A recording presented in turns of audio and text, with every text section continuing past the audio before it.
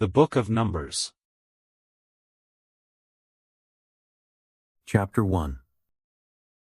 The Lord spoke to Moses in the wilderness of Sinai, in the tent of meeting, on the first day of the second month, in the second year after they had come out of the land of Egypt, saying, Take a census of all the congregation of the children of Israel, by their families, by their fathers' houses, according to the number of the names, every male, one by one, from 20 years old and upward, all who are able to go out to war in Israel.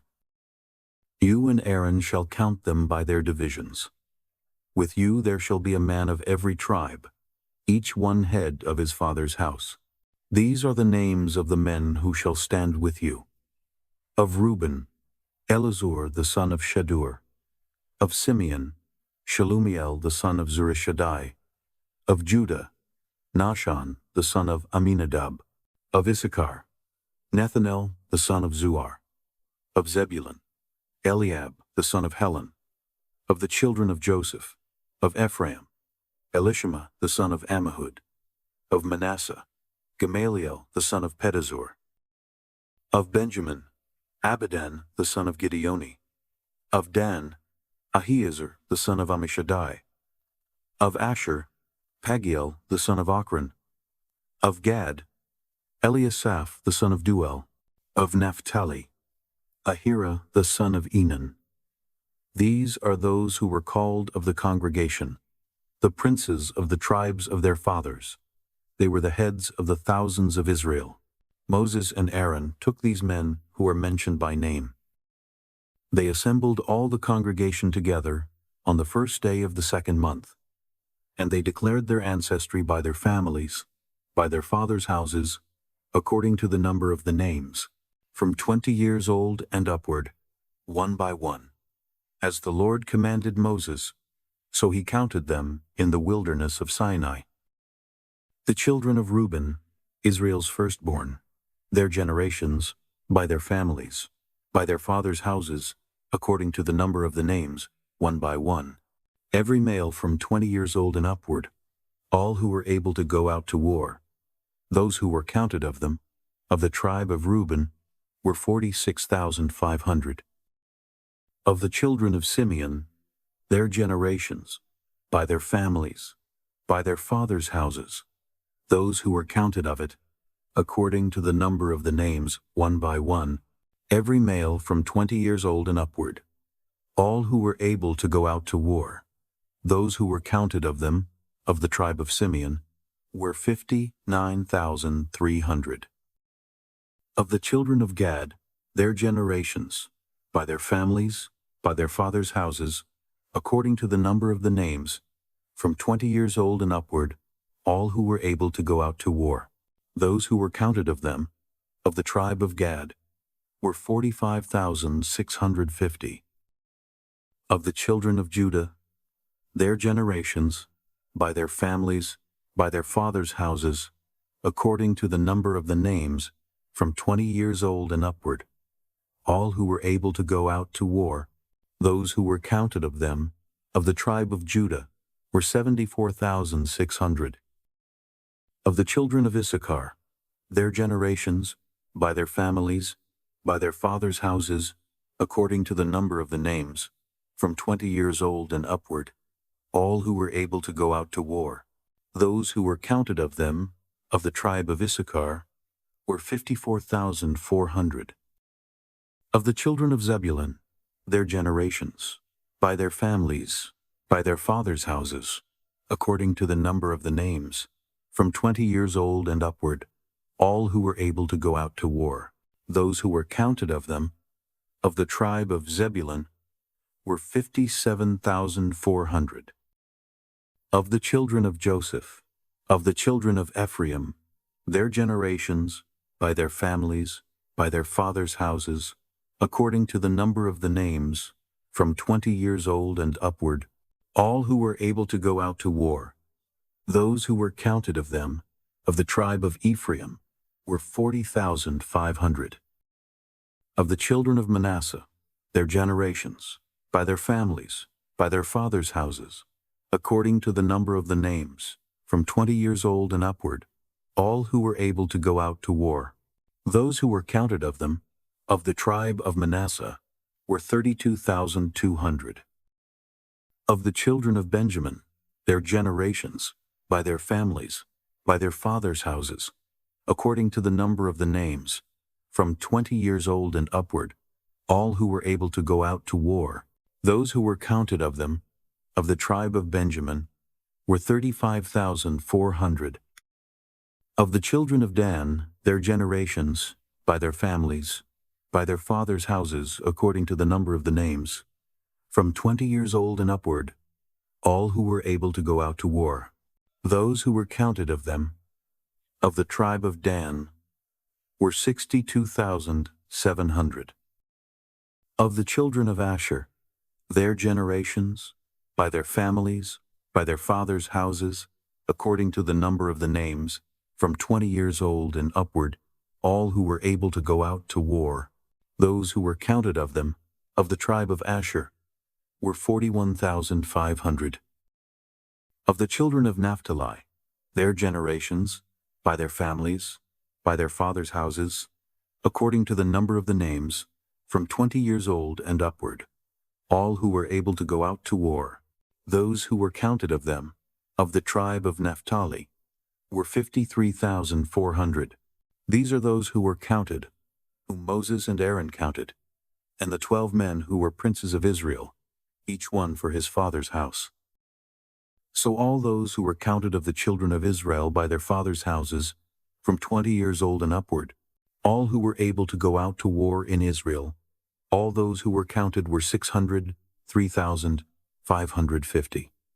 But the Levites, after the tribe of their fathers, were not counted among them. For the Lord spoke to Moses, saying, Only the tribe of Levi you shall not count, neither shall you take a census of them among the children of Israel, but appoint the Levites over the tabernacle of the testimony, and over all its furnishings, and over all that belongs to it. They shall carry the tabernacle and all its furnishings, and they shall take care of it, and shall encamp around it. When the tabernacle is to move, the Levites shall take it down, and when the tabernacle is to be set up, the Levites shall set it up. The stranger who comes near shall be put to death.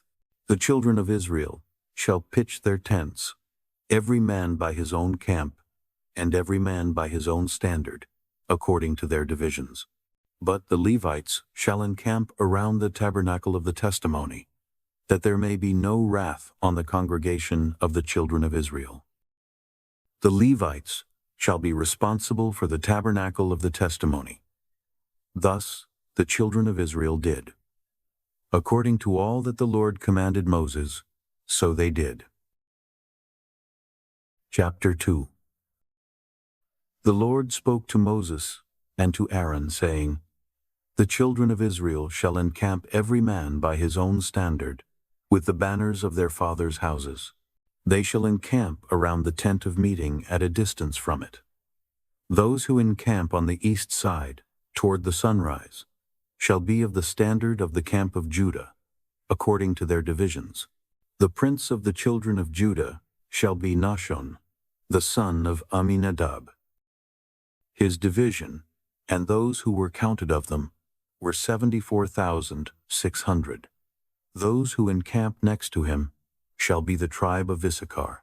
The prince of the children of Issachar shall be Nethanel, the son of Zuar.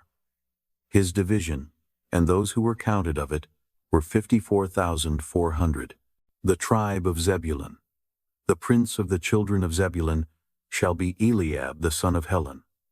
His division, and those who were counted of it, were 57,400.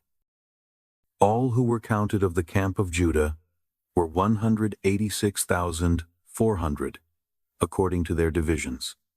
They shall set out first. On the south side shall be the standard of the camp of Reuben, according to their divisions. The prince of the children of Reuben shall be Elizur, the son of Shedeur. His division, and those who were counted of it, were 46,500. Those who encamp next to him shall be the tribe of Simeon. The prince of the children of Simeon shall be Shelumiel, the son of Zurishaddai. His division, and those who were counted of them, were 59,300. The tribe of Gad. The prince of the children of Gad shall be Eliasaph, the son of Royal. His division, and those who were counted of them, were 45,650. All who were counted of the camp of Reuben were 1,450, according to their armies. They shall set out second. Then the tent of meeting shall set out, with the camp of the Levites, in the middle of the camps. As they encamp, so shall they set out, every man in his place by their standards. On the west side shall be the standard of the camp of Ephraim, according to their divisions. The prince of the children of Ephraim shall be Elishama, the son of Ammihud. His division, and those who were counted of them, were 40,500. Next to him shall be the tribe of Manasseh. The prince of the children of Manasseh shall be Gamaliel, the son of Pedazur. His division, and those who were counted of them, were 32,200. The tribe of Benjamin. The prince of the children of Benjamin shall be Abidan, the son of Gideoni. His army, and those who were counted of them, were 35,400. All who were counted of the camp of Ephraim were 108,100, according to their divisions. They shall set out third. On the north side shall be the standard of the camp of Dan, according to their divisions. The prince of the children of Dan shall be Ahiezer, the son of Ammishaddai. His division, and those who were counted of them, were 62,700. Those who encamp next to him shall be the tribe of Asher. The prince of the children of Asher shall be Pagiel, the son of Ochran. His division, and those who were counted of them, were 41,500. The tribe of Naphtali. The prince of the children of Naphtali shall be Ahira, the son of Enan. His division, and those who were counted of them, were 53,400. All who were counted of the camp of Dan were 157,600. They shall set out last by their standards. These are those who were counted of the children of Israel by their fathers' houses. All who were counted of the camps according to their armies were 603,550. But the Levites were not counted among the children of Israel, as the Lord commanded Moses. Thus the children of Israel did, according to all that the Lord commanded Moses. So they encamped by their standards, and so they set out, every one by their families, according to their fathers' houses. Chapter 3. Now this is the history of the generations of Aaron and Moses in the day that the Lord spoke with Moses in Mount Sinai. These are the names of the sons of Aaron: Nadab the firstborn, and Abihu, Eleazar, and Ithamar. These are the names of the sons of Aaron, the priests who were anointed, whom he consecrated to minister in the priest's office. Nadab and Abihu died before the Lord, when they offered strange fire before the Lord in the wilderness of Sinai, and they had no children. Eleazar and Ithamar ministered in the priest's office in the presence of Aaron their father. The Lord spoke to Moses, saying, "Bring the tribe of Levi near, and set them before Aaron the priest, that they may minister to him. They shall keep his requirements, and the requirements of the whole congregation before the tent of meeting, to do the service of the tabernacle. They shall keep all the furnishings of the tent of meeting, and the obligations of the children of Israel, to do the service of the tabernacle. You shall give the Levites to Aaron and to his sons. They are wholly given to him on the behalf of the children of Israel. You shall appoint Aaron and his sons, and they shall keep their priesthood, but the stranger who comes near shall be put to death." The Lord spoke to Moses, saying, "Behold, I have taken the Levites from among the children of Israel, instead of all the firstborn who open the womb among the children of Israel, and the Levites shall be mine, for all the firstborn are mine. On the day that I struck down all the firstborn in the land of Egypt, I made holy to me all the firstborn in Israel. both man and animal. They shall be mine. I am the Lord. The Lord spoke to Moses in the wilderness of Sinai, saying, Count the children of Levi by their fathers' houses, by their families. You shall count every male from a month old and upward. Moses counted them according to the Lord's word, as he was commanded. These were the sons of Levi by their names, Gershon, Kohath, and Merari. These are the names of the sons of Gershon by their families, Libni and Shimei. The sons of Kohath by their families, Amram, Izhar, Hebron, and Uzziel. The sons of Merari by their families, Mali and Mushi. These are the families of the Levites according to their fathers' houses. Of Gershon was the family of the Libnites, and the family of the Shimeites. These are the families of the Gershonites. Those who were counted of them, according to the number of all the males from a month old and upward, even those who were counted of them were 7,500. The families of the Gershonites shall encamp behind the tabernacle westward. Eliasaph the son of Lael shall be the prince of the father's house of the Gershonites. The duty of the sons of Gershon in the tent of meeting shall be the tabernacle, the tent, its covering, the screen for the door of the tent of meeting, the hangings of the court, the screen for the door of the court, which is by the tabernacle and around the altar, and its cords for all of its service. Of Kohath was the family of the Amramites, the family of the Izharites, the family of the Hebronites, and the family of the Uzzielites. These are the families of the Kohathites. According to the number of all the males from a month old and upward, there were 8,600 keeping the requirements of the sanctuary. The families of the sons of Kohath shall encamp on the south side of the tabernacle. The prince of the father's house of the families of the Kohathites shall be Elizaphan the son of Uzziel.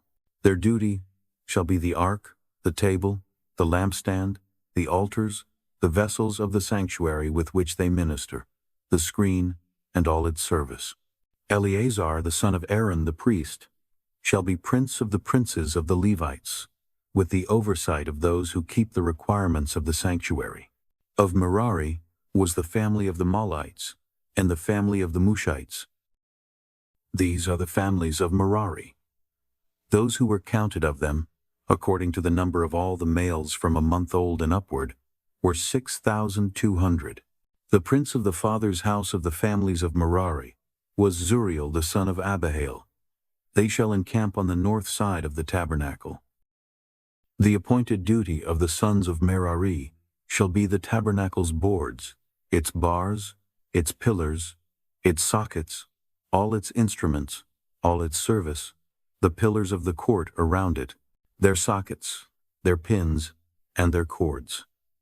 Those who encamp before the tabernacle eastward, in front of the tent of meeting toward the sunrise, shall be Moses, with Aaron and his sons, keeping the requirements of the sanctuary for the duty of the children of Israel.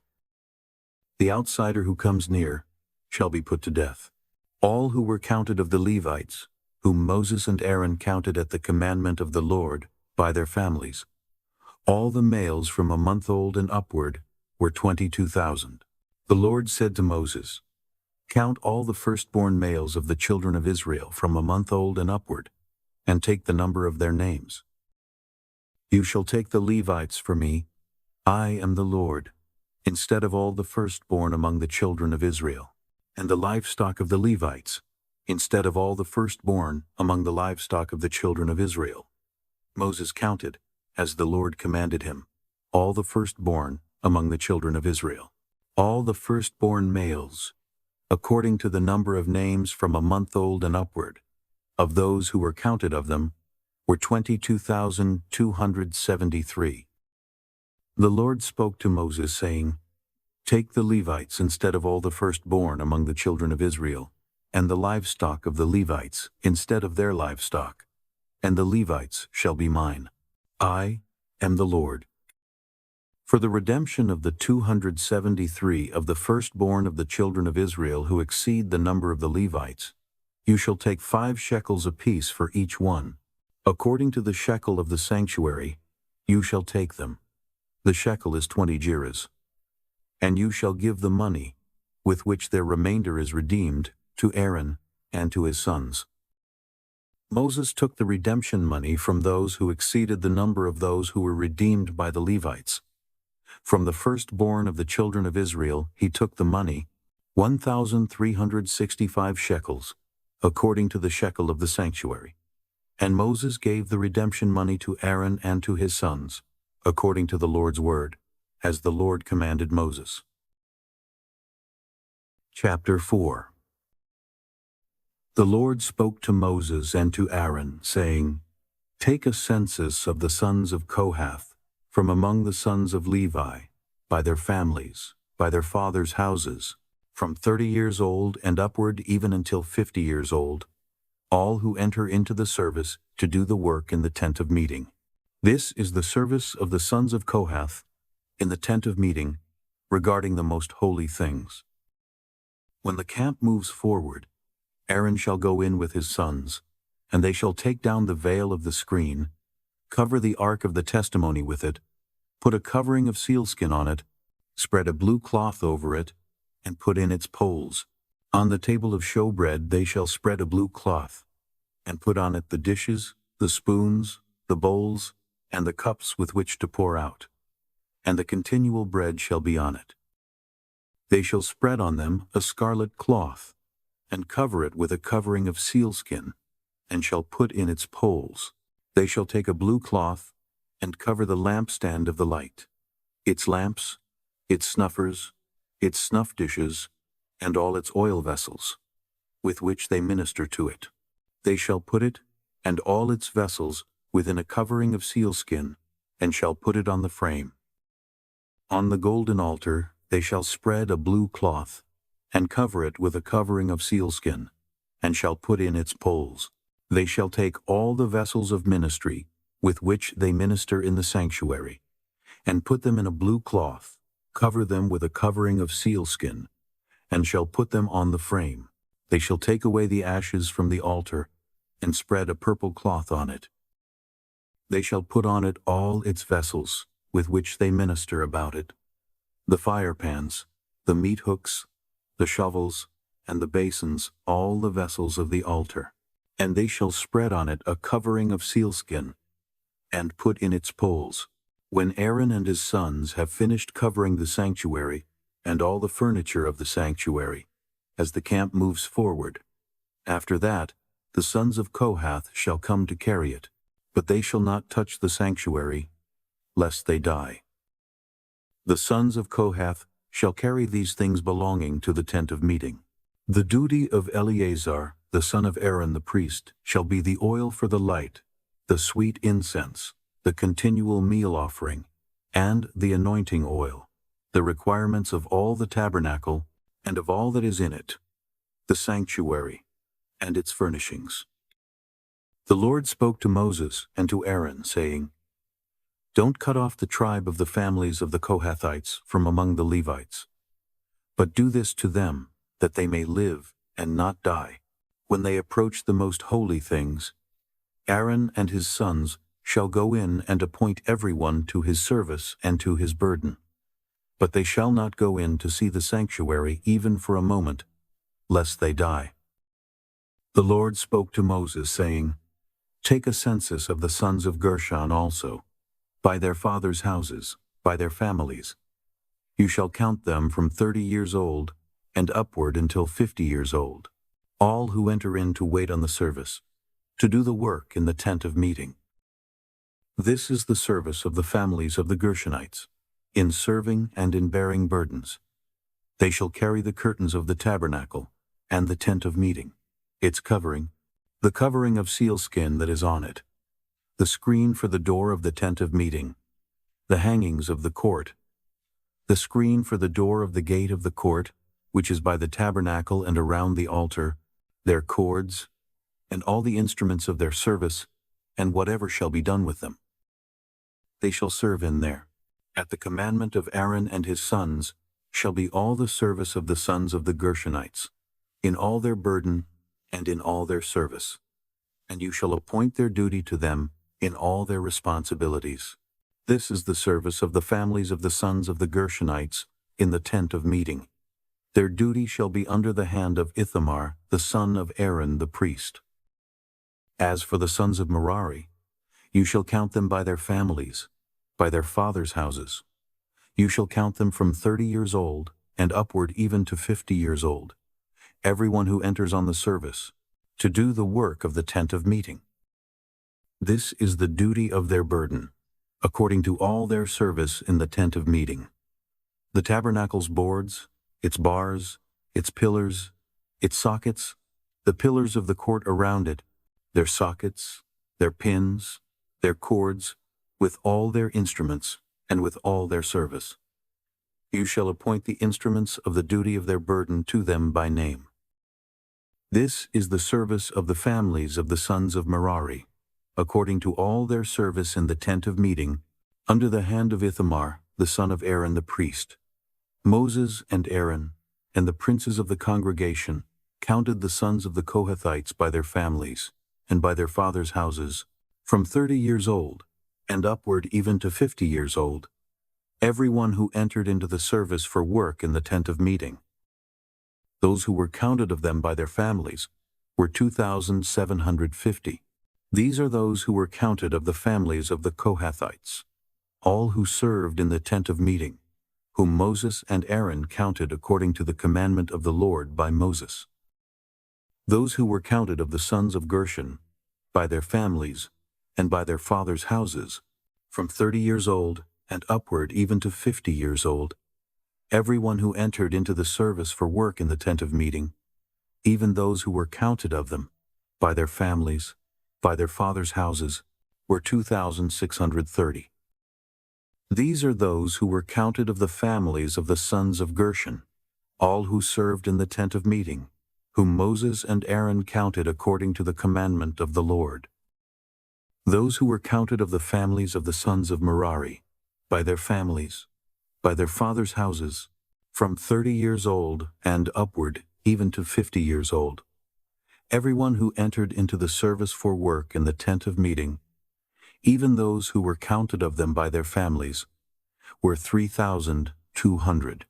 These are those who were counted of the families of the sons of Merari, whom Moses and Aaron counted according to the commandment of the Lord by Moses. All those who were counted of the Levites, whom Moses and Aaron and the princes of Israel counted, by their families and by their fathers' houses, from 30 years old and upward even to 50 years old, everyone who entered in to do the work of service and the work of bearing burdens in the tent of meeting, even those who were counted of them, were 8,580. According to the commandment of the Lord, they were counted by Moses, everyone according to his service and according to his burden. Thus they were counted by him, as the Lord commanded Moses. Chapter 5. The Lord spoke to Moses, saying, Command the children of Israel that they put out of the camp every leper, everyone who has a discharge, and whoever is unclean by a corpse. You shall put both male and female outside of the camp, so that they don't defile their camp, in the midst of which I dwell. The children of Israel did so, and put them outside of the camp. As the Lord spoke to Moses, so the children of Israel did. The Lord spoke to Moses, saying, Speak to the children of Israel.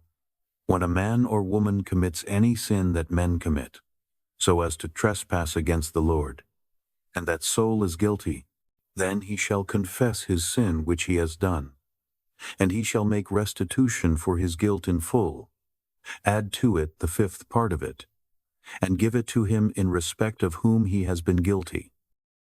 But if the man has no kinsman to whom restitution may be made for the guilt, the restitution for guilt which is made to the Lord shall be the priest's, in addition to the ram of the atonement, by which atonement shall be made for him. Every heave offering of all the holy things of the children of Israel, which they present to the priest, shall be his. Every man's holy things shall be his. Whatever any man gives the priest, it shall be his.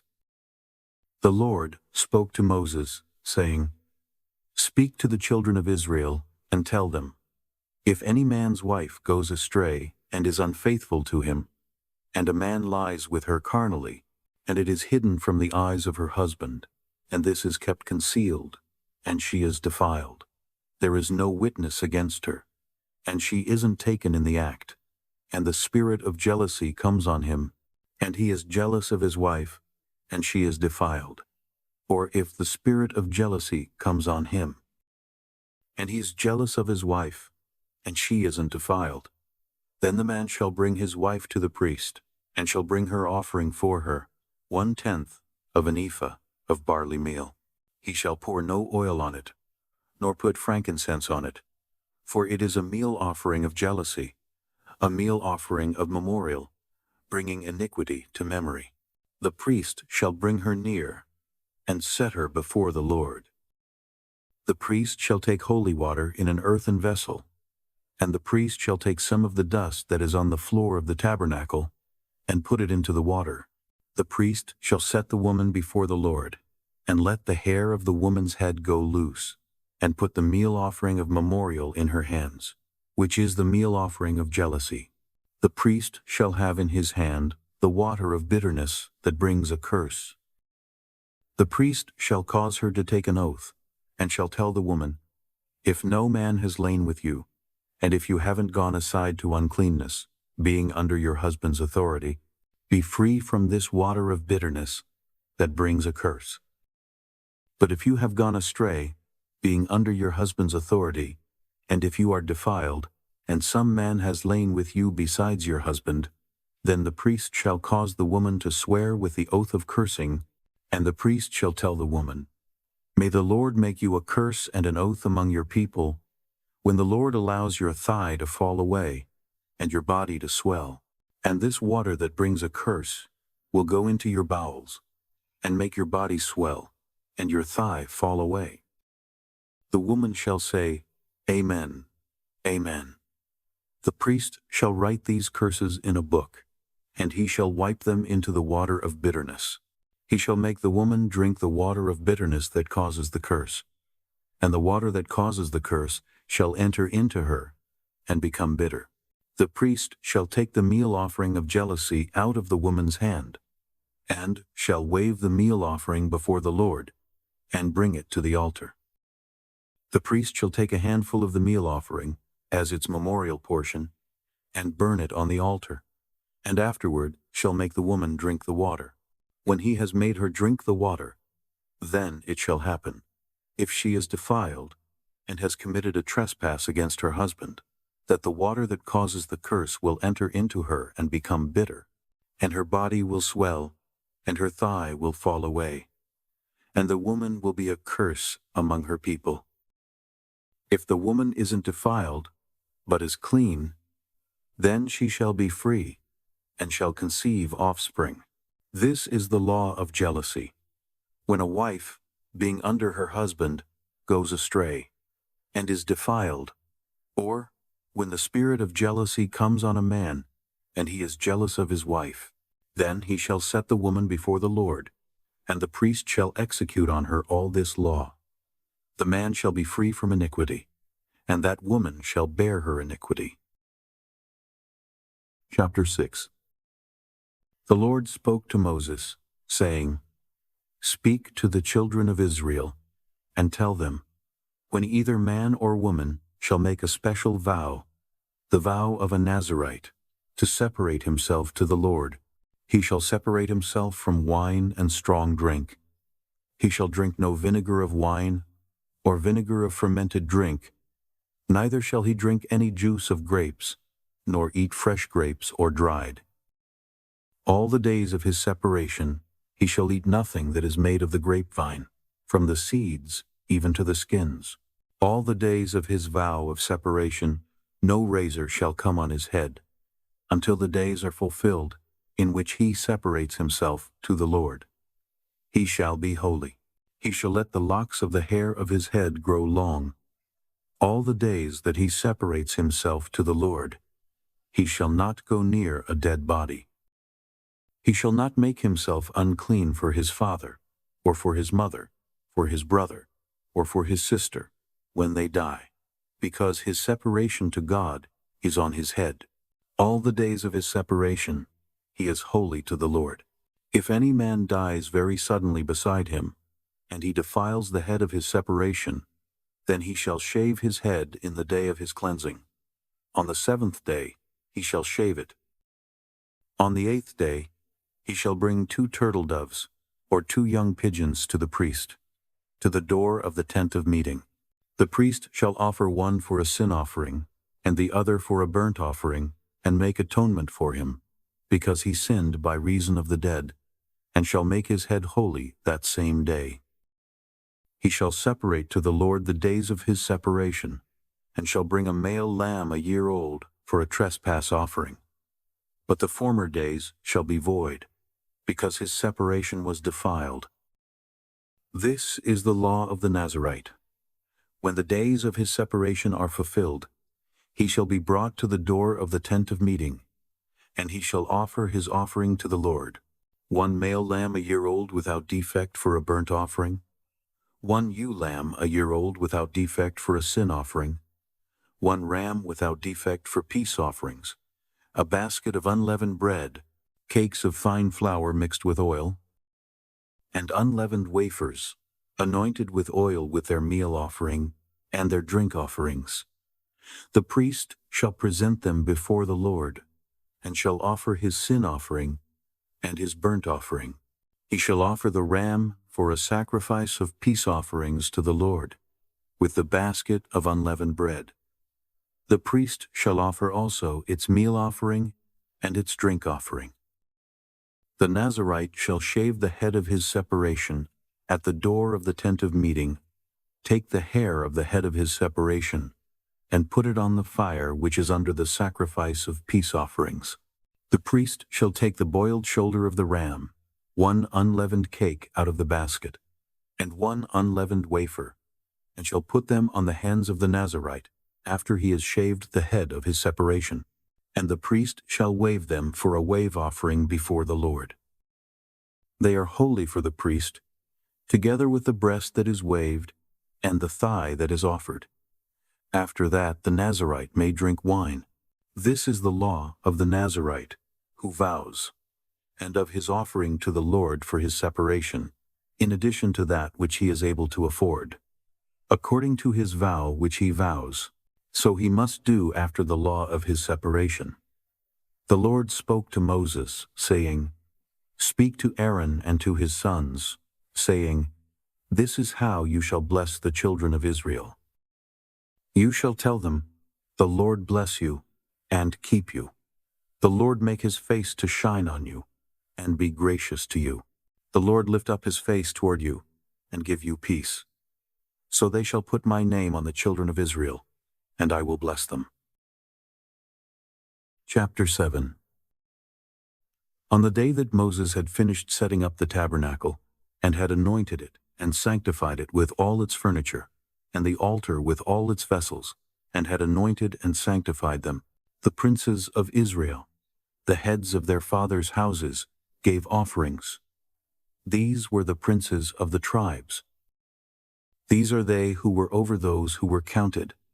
And they brought their offering before the Lord, 6 covered wagons and 12 oxen, a wagon for every 2 of the princes, and for each one an ox. They presented them before the tabernacle.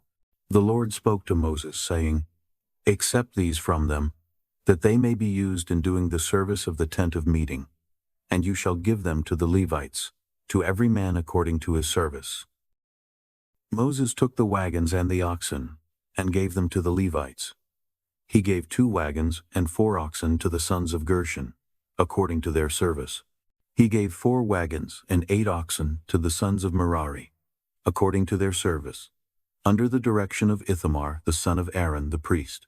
But to the sons of Kohath he gave none, because the service of the sanctuary belonged to them. They carried it on their shoulders. The princes gave offerings for the dedication of the altar, in the day that it was anointed. The princes gave their offerings before the altar. The Lord said to Moses, They shall offer their offering, each prince on his day, for the dedication of the altar.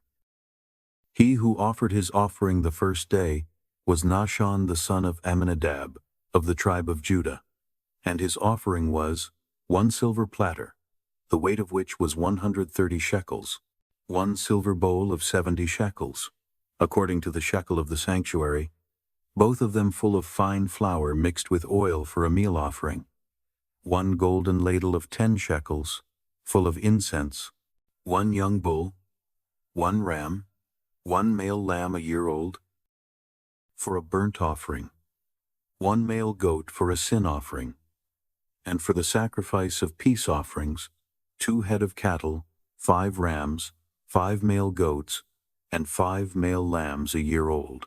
This was the offering of Nahshon, the son of Amminadab. On the second day, Nethanel, the son of Zuar, prince of Issachar, gave his offering.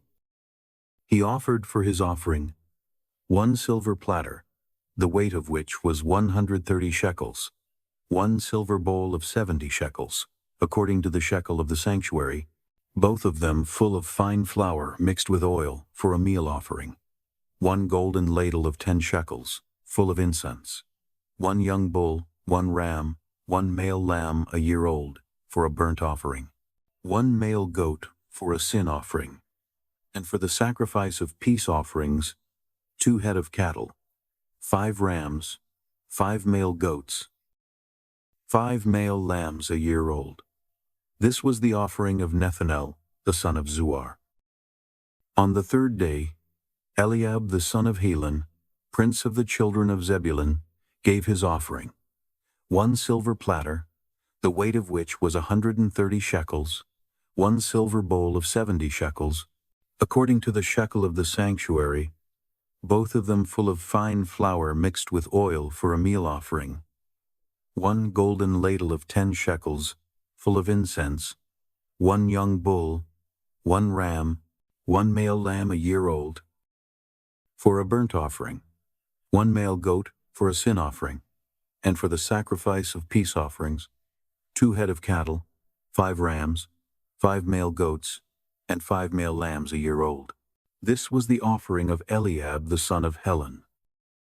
On the fourth day, Elizur the son of Shedur, prince of the children of Reuben, gave his offering, 1 silver platter, the weight of which was 130 shekels, 1 silver bowl of 70 shekels, according to the shekel of the sanctuary, both of them full of fine flour mixed with oil for a meal offering, 1 golden ladle of 10 shekels, full of incense, 1 young bull, 1 ram, 1 male lamb a year old, for a burnt offering, 1 male goat for a sin offering, and for the sacrifice of peace offerings, 2 head of cattle, 5 rams, 5 male goats, and 5 male lambs a year old. This was the offering of Elizur, the son of Shedur.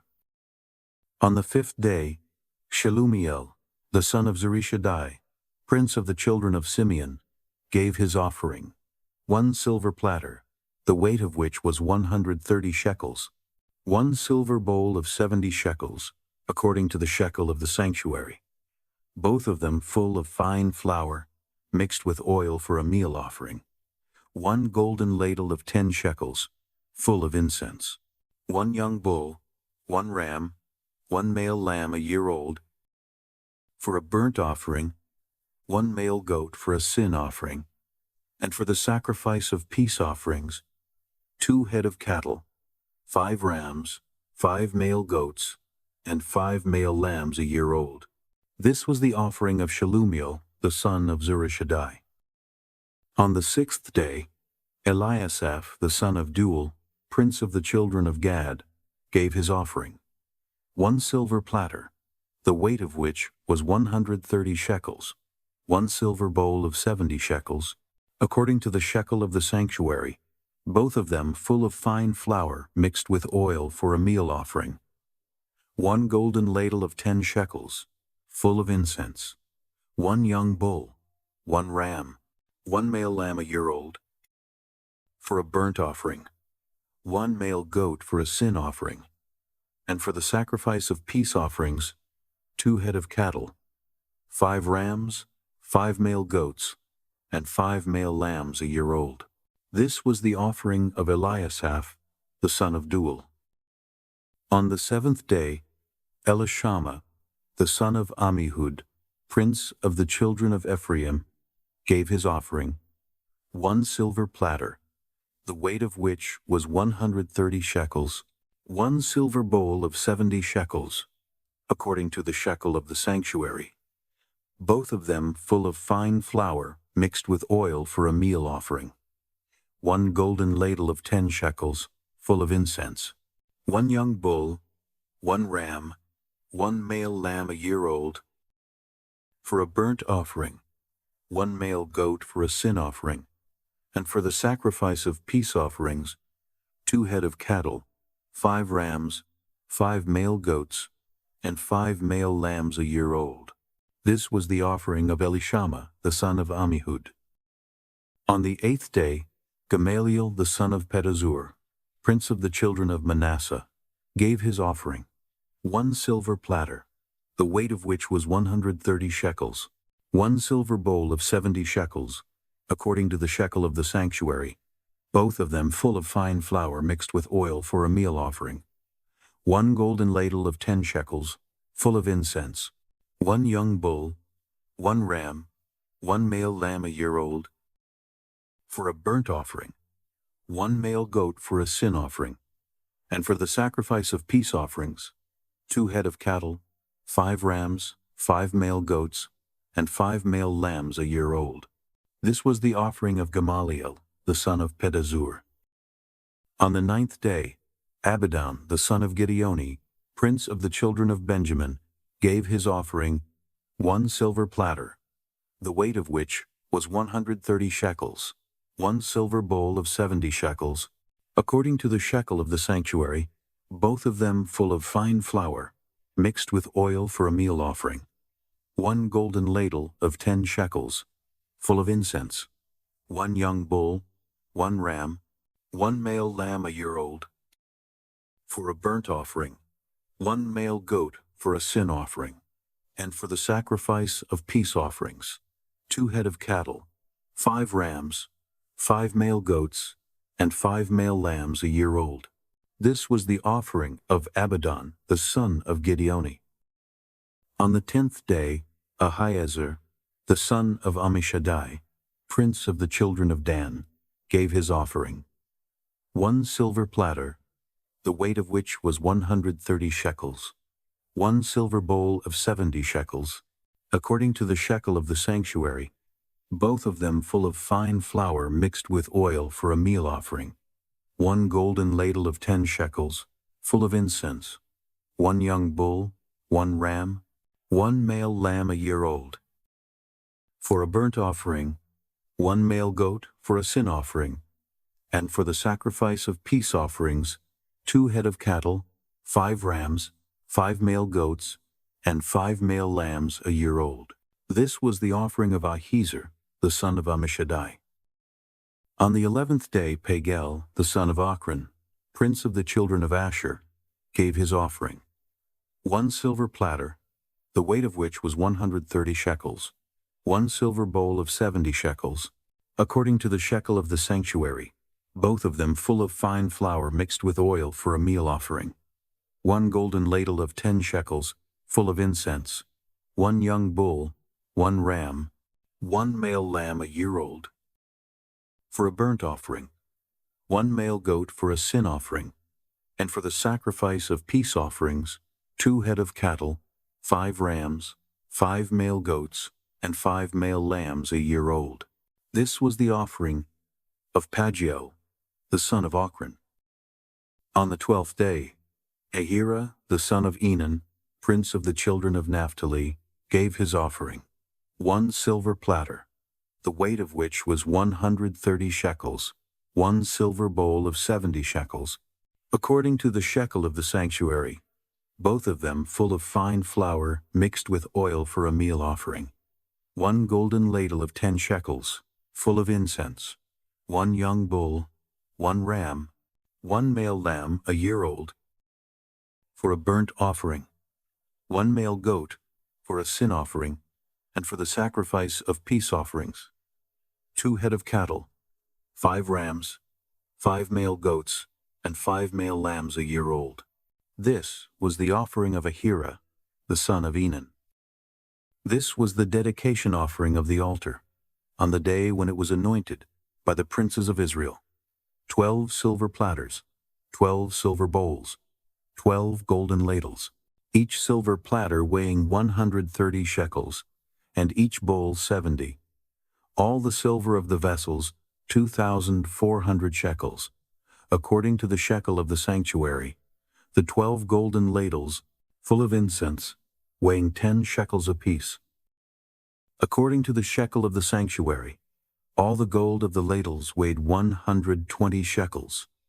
All the cattle for the burnt offering 12 bulls, the rams 12, the male lambs a year old 12, and their meal offering, and 12 male goats for a sin offering, and all the cattle for the sacrifice of peace offerings, 24 bulls, 60 rams, 60 male goats, and 60 male lambs a year old. This was the dedication offering of the altar, after it was anointed. When Moses went into the tent of meeting to speak with the Lord, he heard his voice speaking to him from above the mercy seat that was on the ark of the testimony, from between the 2 cherubim. And he spoke to him. Chapter 8. The Lord spoke to Moses, saying, Speak to Aaron, and tell him, When you light the lamps, the 7 lamps shall give light in front of the lampstand. Aaron did so. He lit its lamps to light the area in front of the lampstand, as the Lord commanded Moses. This was the workmanship of the lampstand, beaten work of gold. From its base to its flowers, it was beaten work. He made the lampstand according to the pattern which the Lord had shown Moses. The Lord spoke to Moses, saying, Take the Levites from among the children of Israel, and cleanse them. You shall do this to them, to cleanse them. Sprinkle the water of cleansing on them. Let them shave their whole bodies with a razor. Let them wash their clothes, and cleanse themselves. Then let them take a young bull and its meal offering, fine flour mixed with oil, and another young bull you shall take for a sin offering. You shall present the Levites before the tent of meeting. You shall assemble the whole congregation of the children of Israel. You shall present the Levites before the Lord. The children of Israel shall lay their hands on the Levites, and Aaron shall offer the Levites before the Lord for a wave offering on the behalf of the children of Israel, that it may be theirs to do the service of the Lord. The Levites shall lay their hands on the heads of the bulls, and you shall offer the one for a sin offering and the other for a burnt offering to the Lord, to make atonement for the Levites. You shall set the Levites before Aaron and before his sons, and offer them as a wave offering to the Lord. Thus you shall separate the Levites from among the children of Israel, and the Levites shall be mine. After that, the Levites shall go in to do the service of the tent of meeting. You shall cleanse them, and offer them as a wave offering, for they are wholly given to me from among the children of Israel. Instead of all who open the womb, even the firstborn of all the children of Israel, I have taken them to me. For all the firstborn among the children of Israel are mine, both man and animal. On the day that I struck all the firstborn in the land of Egypt, I sanctified them for myself. I have taken the Levites, instead of all the firstborn among the children of Israel. I have given the Levites as a gift to Aaron and to his sons from among the children of Israel, to do the service of the children of Israel in the tent of meeting, and to make atonement for the children of Israel, so that there will be no plague among the children of Israel when the children of Israel come near to the sanctuary. Moses and Aaron and all the congregation of the children of Israel did so to the Levites. According to all that the Lord commanded Moses concerning the Levites, so the children of Israel did to them. The Levites purified themselves from sin, and they washed their clothes. And Aaron offered them for a wave offering before the Lord, and Aaron made atonement for them to cleanse them. After that, the Levites went in to do their service in the tent of meeting, before Aaron and before his sons, as the Lord had commanded Moses concerning the Levites. So they did to them. The Lord spoke to Moses, saying, This is what is assigned to the Levites. From 25 years old and upward, they shall go in to wait on the service in the work of the tent of meeting. And from the age of 50 years, they shall retire from doing the work, and shall serve no more, but shall assist their brothers in the tent of meeting, to perform the duty, and shall perform no service. This is how you shall have the Levites do their duties. Chapter 9. The Lord spoke to Moses in the wilderness of Sinai, in the first month of the 2nd year after they had come out of the land of Egypt, saying, Let the children of Israel keep the Passover in its appointed season. On the 14th day of this month, at evening, you shall keep it in its appointed season. You shall keep it according to all its statutes, and according to all its ordinances. Moses told the children of Israel that they should keep the Passover. They kept the Passover in the first month, on the 14th day of the month at evening, in the wilderness of Sinai, according to all that the Lord commanded Moses. So the children of Israel did.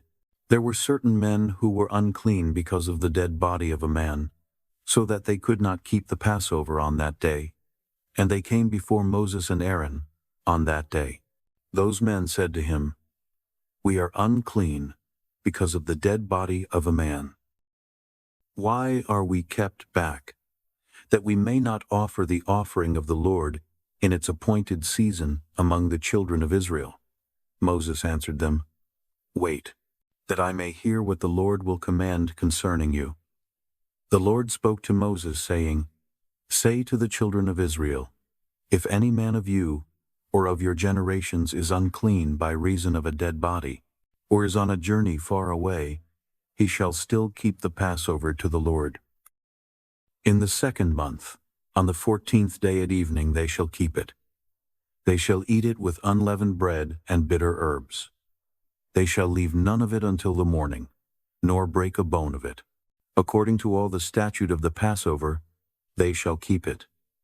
But the man who is clean and is not on a journey, and fails to keep the Passover, that soul shall be cut off from his people, because he didn't offer the offering of the Lord in its appointed season. That man shall bear his sin. If a foreigner lives among you and desires to keep the Passover to the Lord, then he shall do so according to the statute of the Passover, and according to its ordinance.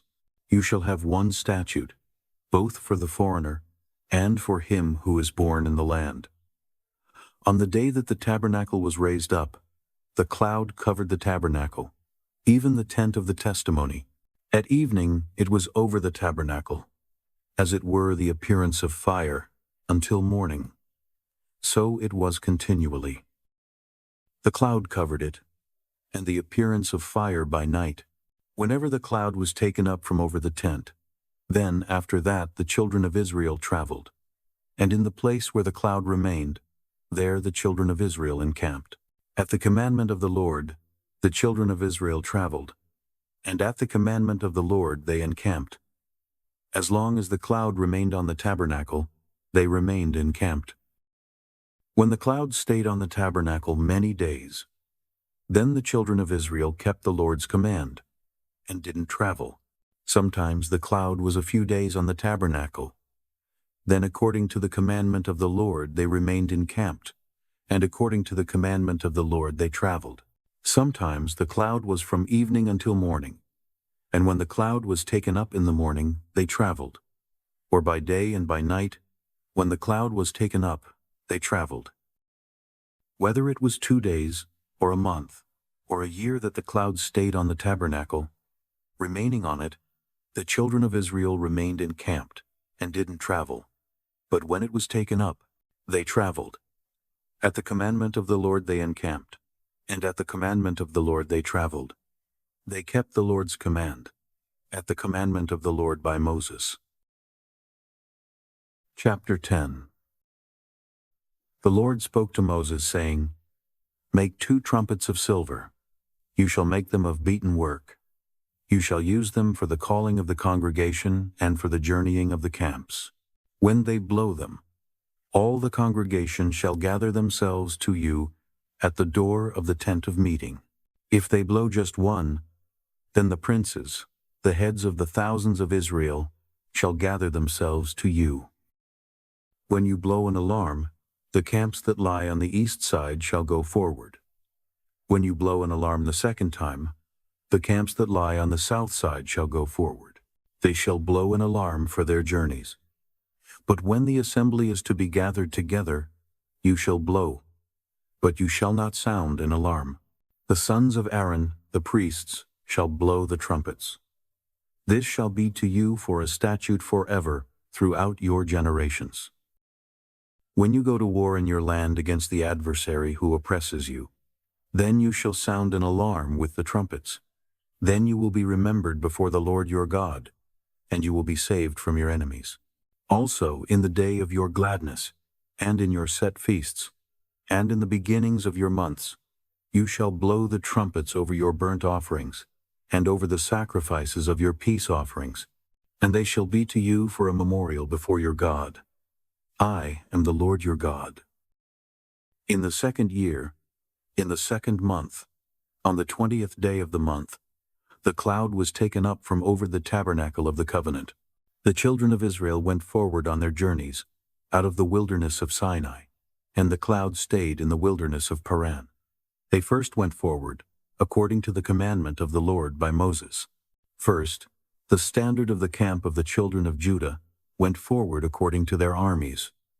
Nahshon, the son of Amminadab, was over his army. Nethanel, the son of Zuar, was over the army of the tribe of the children of Issachar. Eliab, the son of Helon, was over the army of the tribe of the children of Zebulun.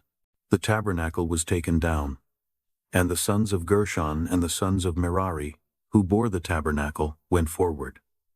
The standard of the camp of Reuben went forward, according to their armies. Elisur, the son of Shedeur, was over his army. Shelumiel, the son of Zurishaddai, was over the army of the tribe of the children of Simeon. Eliasaph, the son of Duel, was over the army of the tribe of the children of Gad. The Kohathites set forward, bearing the sanctuary.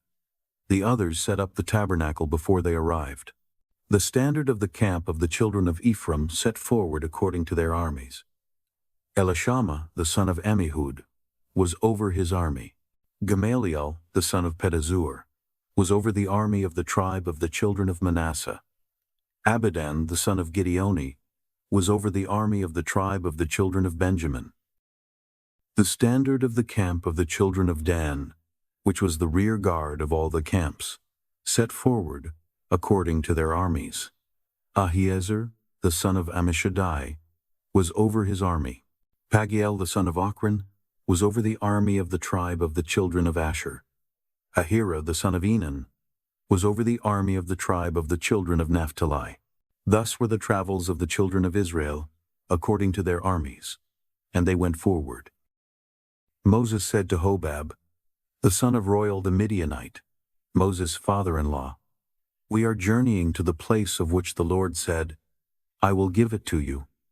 Come with us, and we will treat you well, for the Lord has spoken good concerning Israel." He said to him, "I will not go, but I will depart to my own land and to my relatives." Moses said, "Don't leave us, please, because you know how we are to encamp in the wilderness, and you can be our eyes. It shall be, if you go with us, yes, it shall be that whatever good the Lord does to us, we will do the same to you." They set forward from the mount of the Lord 3 days' journey. The ark of the Lord's covenant went before them 3 days' journey, to seek out a resting place for them. The cloud of the Lord was over them by day, when they set forward from the camp.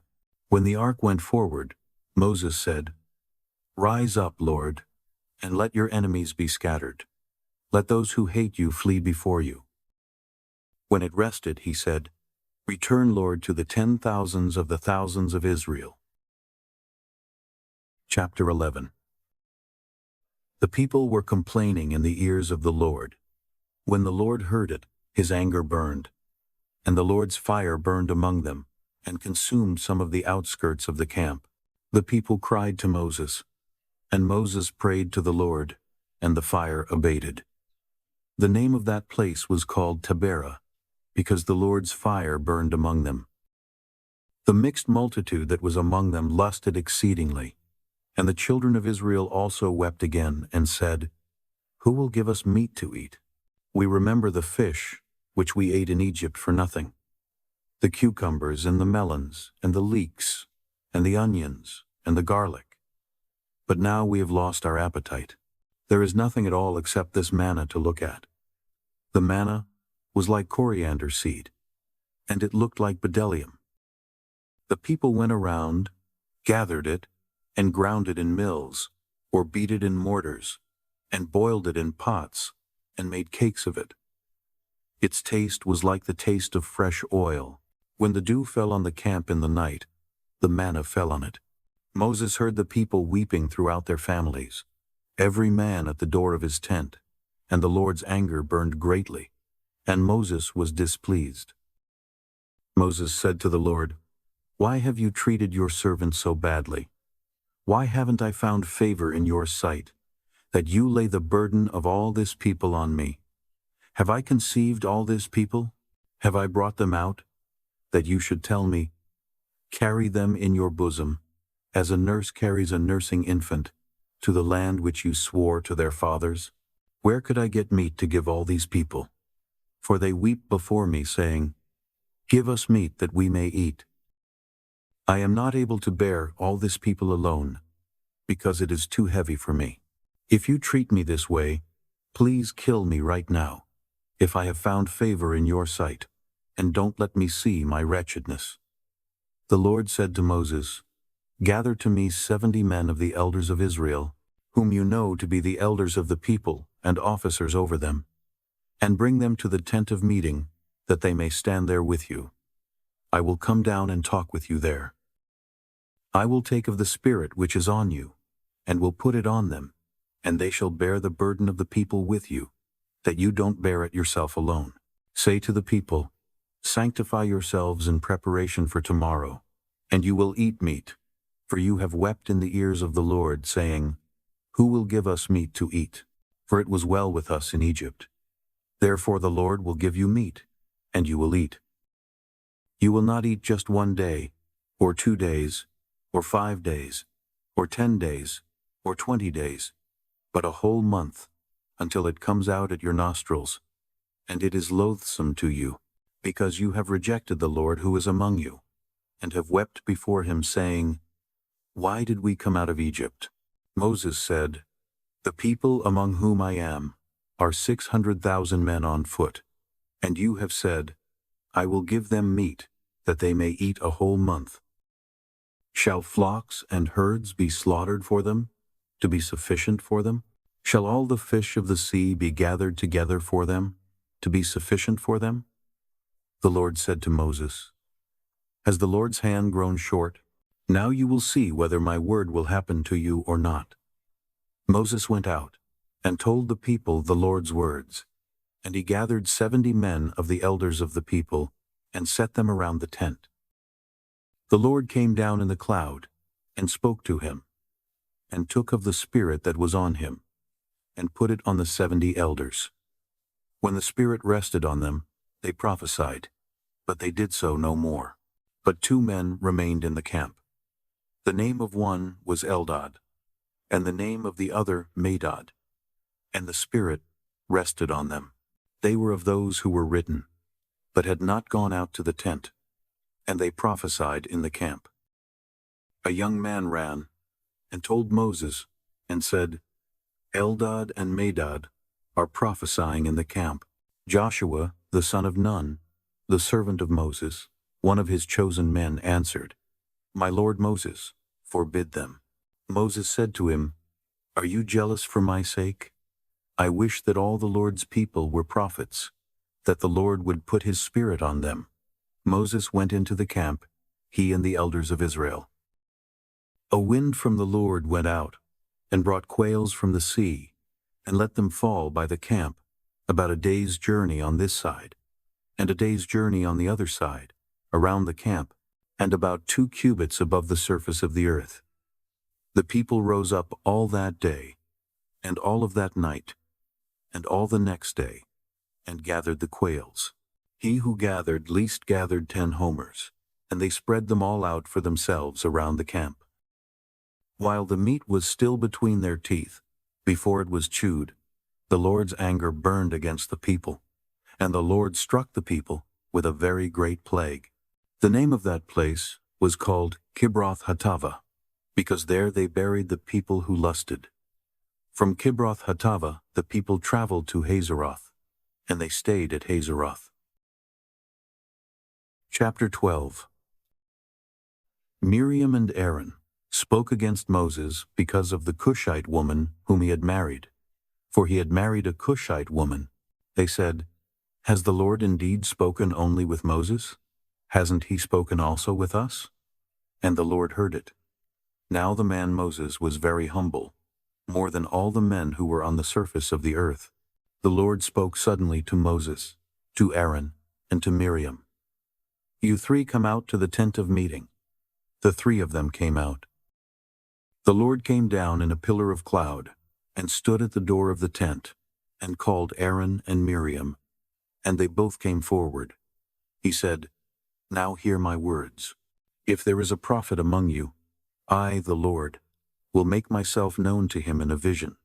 I will speak with him in a dream. My servant Moses is not so. He is faithful in all my house. With him I will speak mouth to mouth, even plainly, and not in riddles, and he shall see the Lord's form. Why then were you not afraid to speak against my servant, against Moses?" The Lord's anger burned against them, and he departed. The cloud departed from over the tent, and behold, Miriam was leprous, as white as snow. Aaron looked at Miriam, and behold, she was leprous. Aaron said to Moses, "O my Lord, please don't count this sin against us, in which we have done foolishly, and in which we have sinned. Let her not, I pray, be as one dead, of whom the flesh is half consumed when he comes out of his mother's womb." Moses cried to the Lord, saying, "Heal her, God, I beg you."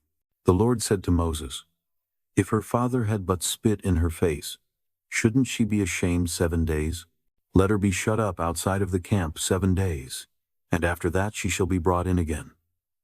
Miriam was shut up outside of the camp 7 days, and the people didn't travel until Miriam was brought in again.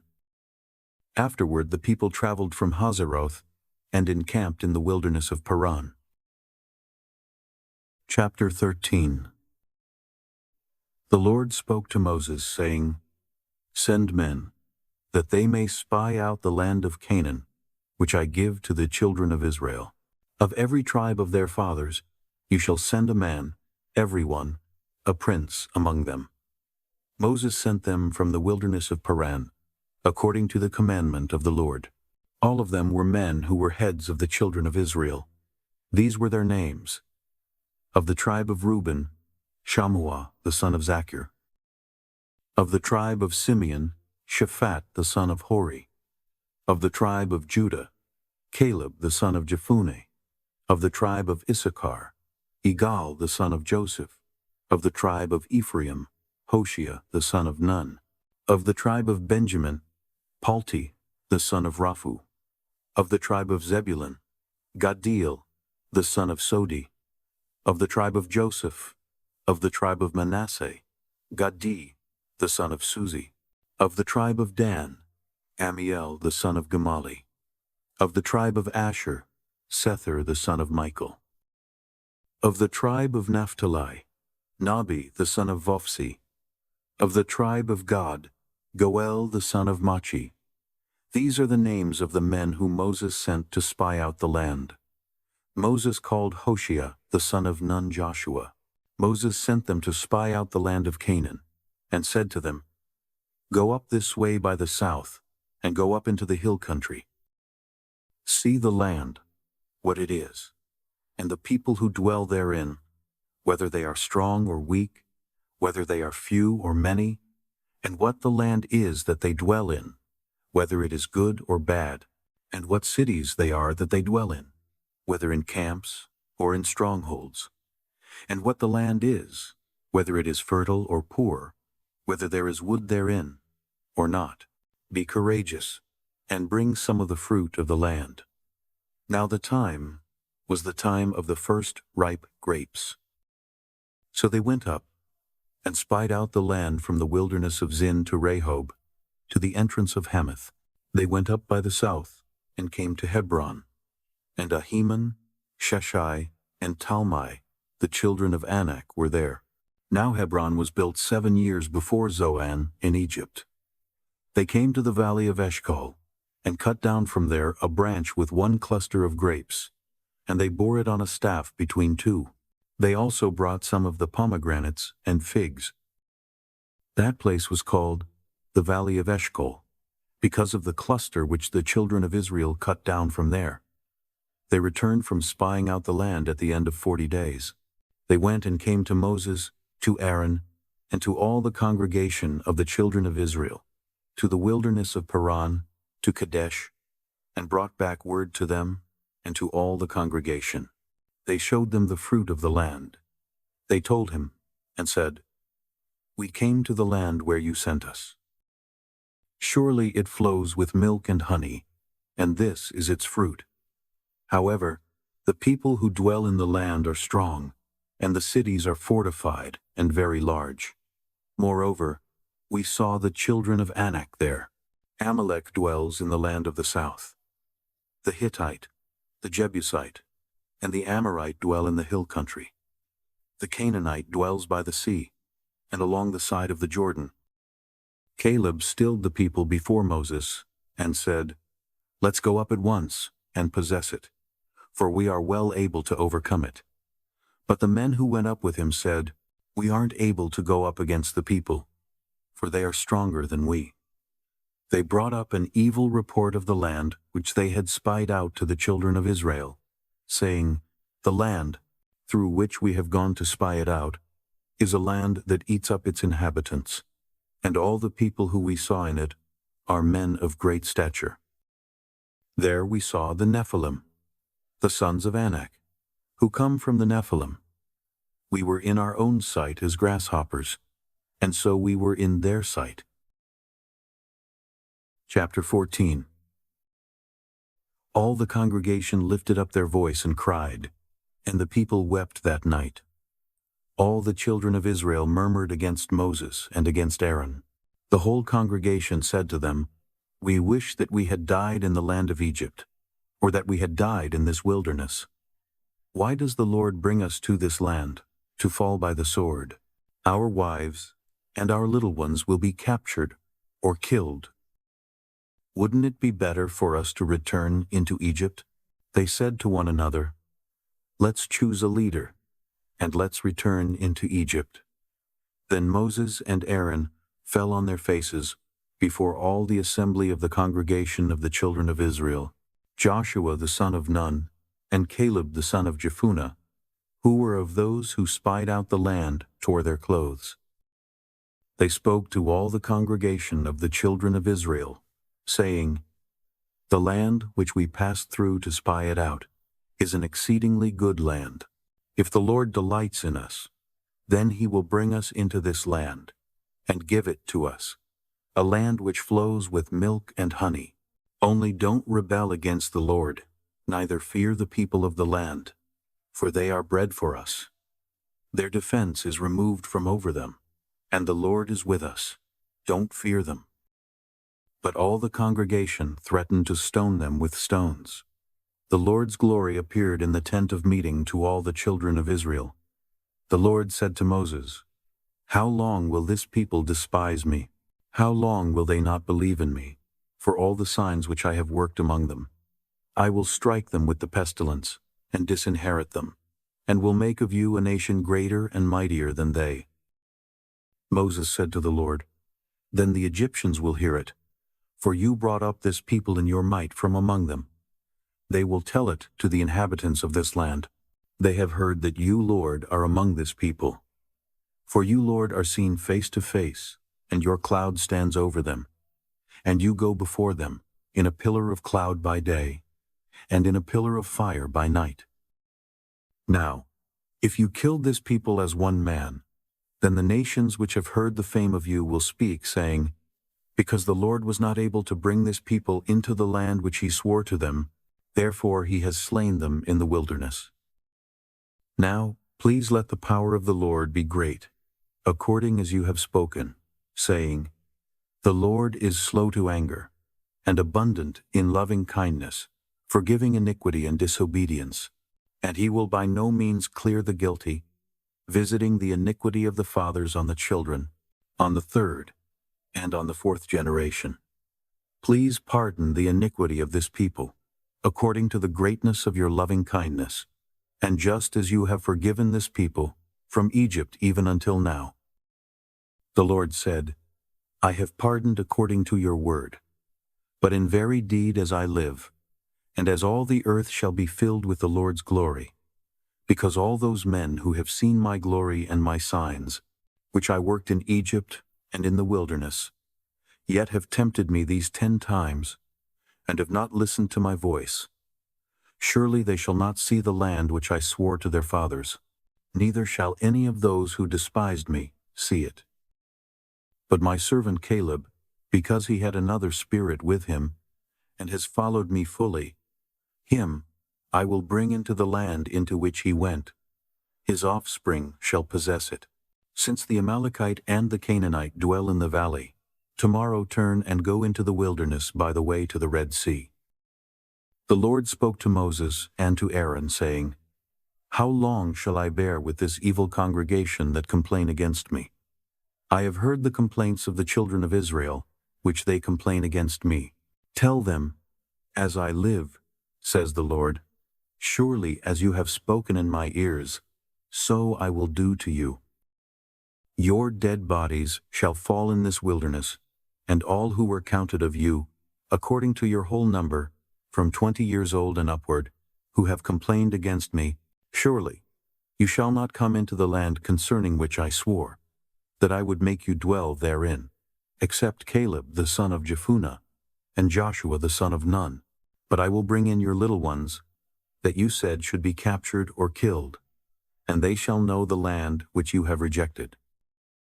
But as for you, your dead bodies shall fall in this wilderness. Your children shall be wanderers in the wilderness 40 years, and shall bear your prostitution, until your dead bodies are consumed in the wilderness. After the number of the days in which you spied out the land, even 40 days, for every day a year, you will bear your iniquities, even 40 years, and you will know my alienation. I, the Lord, have spoken. I will surely do this to all this evil congregation who are gathered together against me. In this wilderness they shall be consumed, and there they shall die.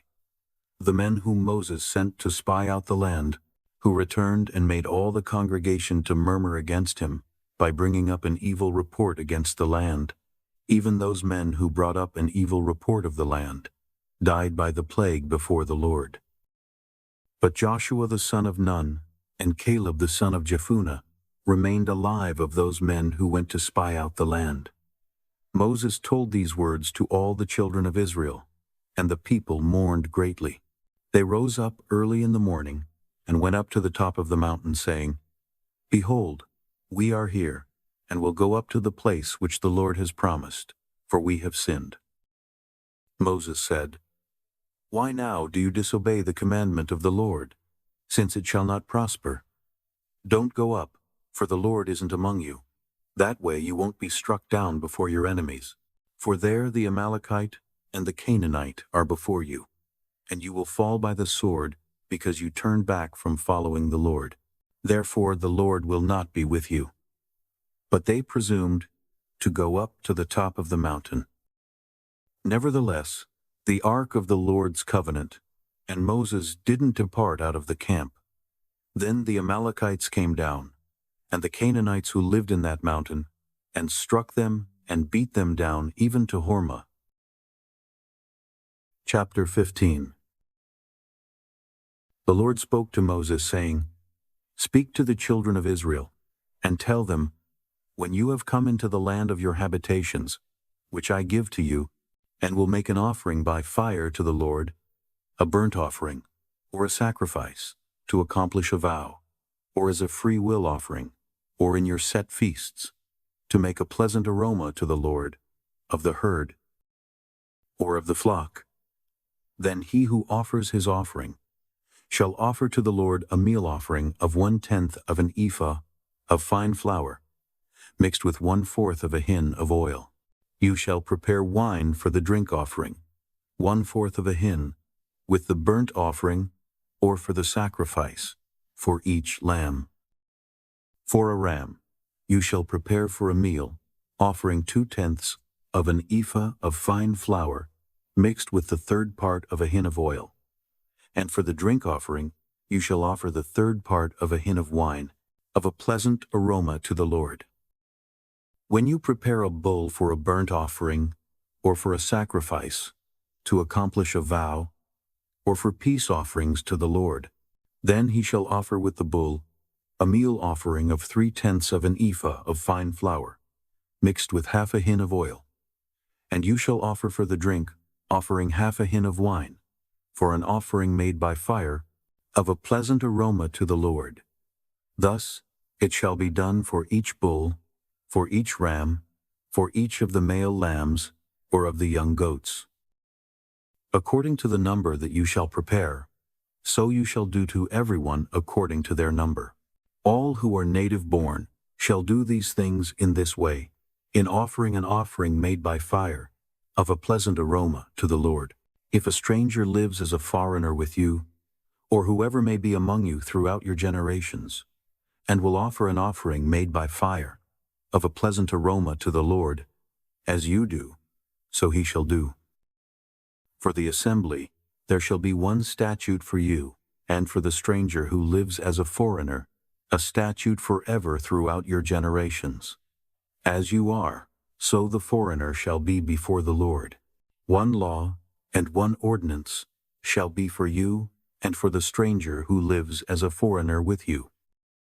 The Lord spoke to Moses, saying, Speak to the children of Israel and tell them, When you come into the land where I bring you, then it shall be that when you eat of the bread of the land, you shall offer up a wave offering to the Lord. Of the first of your dough, you shall offer up a cake for a wave offering. As the wave offering of the threshing floor, so you shall heave it. Of the first of your dough, you shall give to the Lord a wave offering throughout your generations. When you err, and don't observe all these commandments which the Lord has spoken to Moses, even all that the Lord has commanded you by Moses, from the day that the Lord gave commandment and onward throughout your generations, then it shall be, if it was done unwittingly, without the knowledge of the congregation, that all the congregation shall offer one young bull for a burnt offering, for a pleasant aroma to the Lord, with its meal offering and its drink offering, according to the ordinance, and one male goat for a sin offering. The priest shall make atonement for all the congregation of the children of Israel, and they shall be forgiven, for it was an error, and they have brought their offering, an offering made by fire to the Lord, and their sin offering before the Lord, for their error. All the congregation of the children of Israel shall be forgiven, as well as the stranger who lives as a foreigner among them. For with regard to all the people, it was done unwittingly.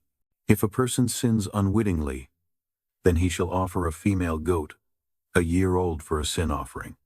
The priest shall make atonement for the soul who errs, when he sins unwittingly before the Lord. He shall make atonement for him, and he shall be forgiven. You shall have one law for him who does anything unwittingly, for him who is native born among the children of Israel, and for the stranger who lives as a foreigner among them. But the soul who does anything with a high hand, whether he is native born or a foreigner, blasphemes the Lord. That soul shall be cut off from among his people, because he has despised the Lord's word, and has broken his commandment. That soul shall be utterly cut off. His iniquity shall be on him. While the children of Israel were in the wilderness, they found a man gathering sticks on the Sabbath day. Those who found him gathering sticks brought him to Moses and Aaron, and to all the congregation. They put him in custody, because it had not been declared what should be done to him. The Lord said to Moses, "The man shall surely be put to death. All the congregation shall stone him with stones outside of the camp." All the congregation brought him outside of the camp, and stoned him to death with stones, as the Lord commanded Moses. The Lord spoke to Moses, saying, "Speak to the children of Israel, and tell them that they should make themselves fringes on the borders of their garments throughout their generations, and that they put on the fringe of each border a cord of blue. It shall be to you for a fringe, that you may see it, and remember all the Lord's commandments, and do them, and that you don't follow your own heart and your own eyes, after which you used to play the prostitute, so that you may remember and do all my commandments, and be holy to your God. I am the Lord your God, who brought you out of the land of Egypt, to be your God. I am the Lord your God." Chapter 16. Now Korah, the son of Izhar, the son of Kohath, the son of Levi, with Dathan and Abiram, the sons of Eliab, and On, the son of Peleth, sons of Reuben, took some men. They rose up before Moses, with some of the children of Israel, 250 princes of the congregation, called to the assembly, men of renown. They assembled themselves together against Moses and against Aaron, and said to them, "You take too much on yourself, since all the congregation are holy, every one of them, and the Lord is among them. Why do you lift yourselves up above the Lord's assembly?" When Moses heard it, he fell on his face. He said to Korah and to all his company, "In the morning the Lord will show who are his and who is holy, and will cause him to come near to him. Even him whom he shall choose, he will cause to come near to him. Do this: have Korah and all his company take censers, put fire in them, and put incense on them before the Lord tomorrow. It shall be that the man whom the Lord chooses, he shall be holy. You have gone too far, you sons of Levi."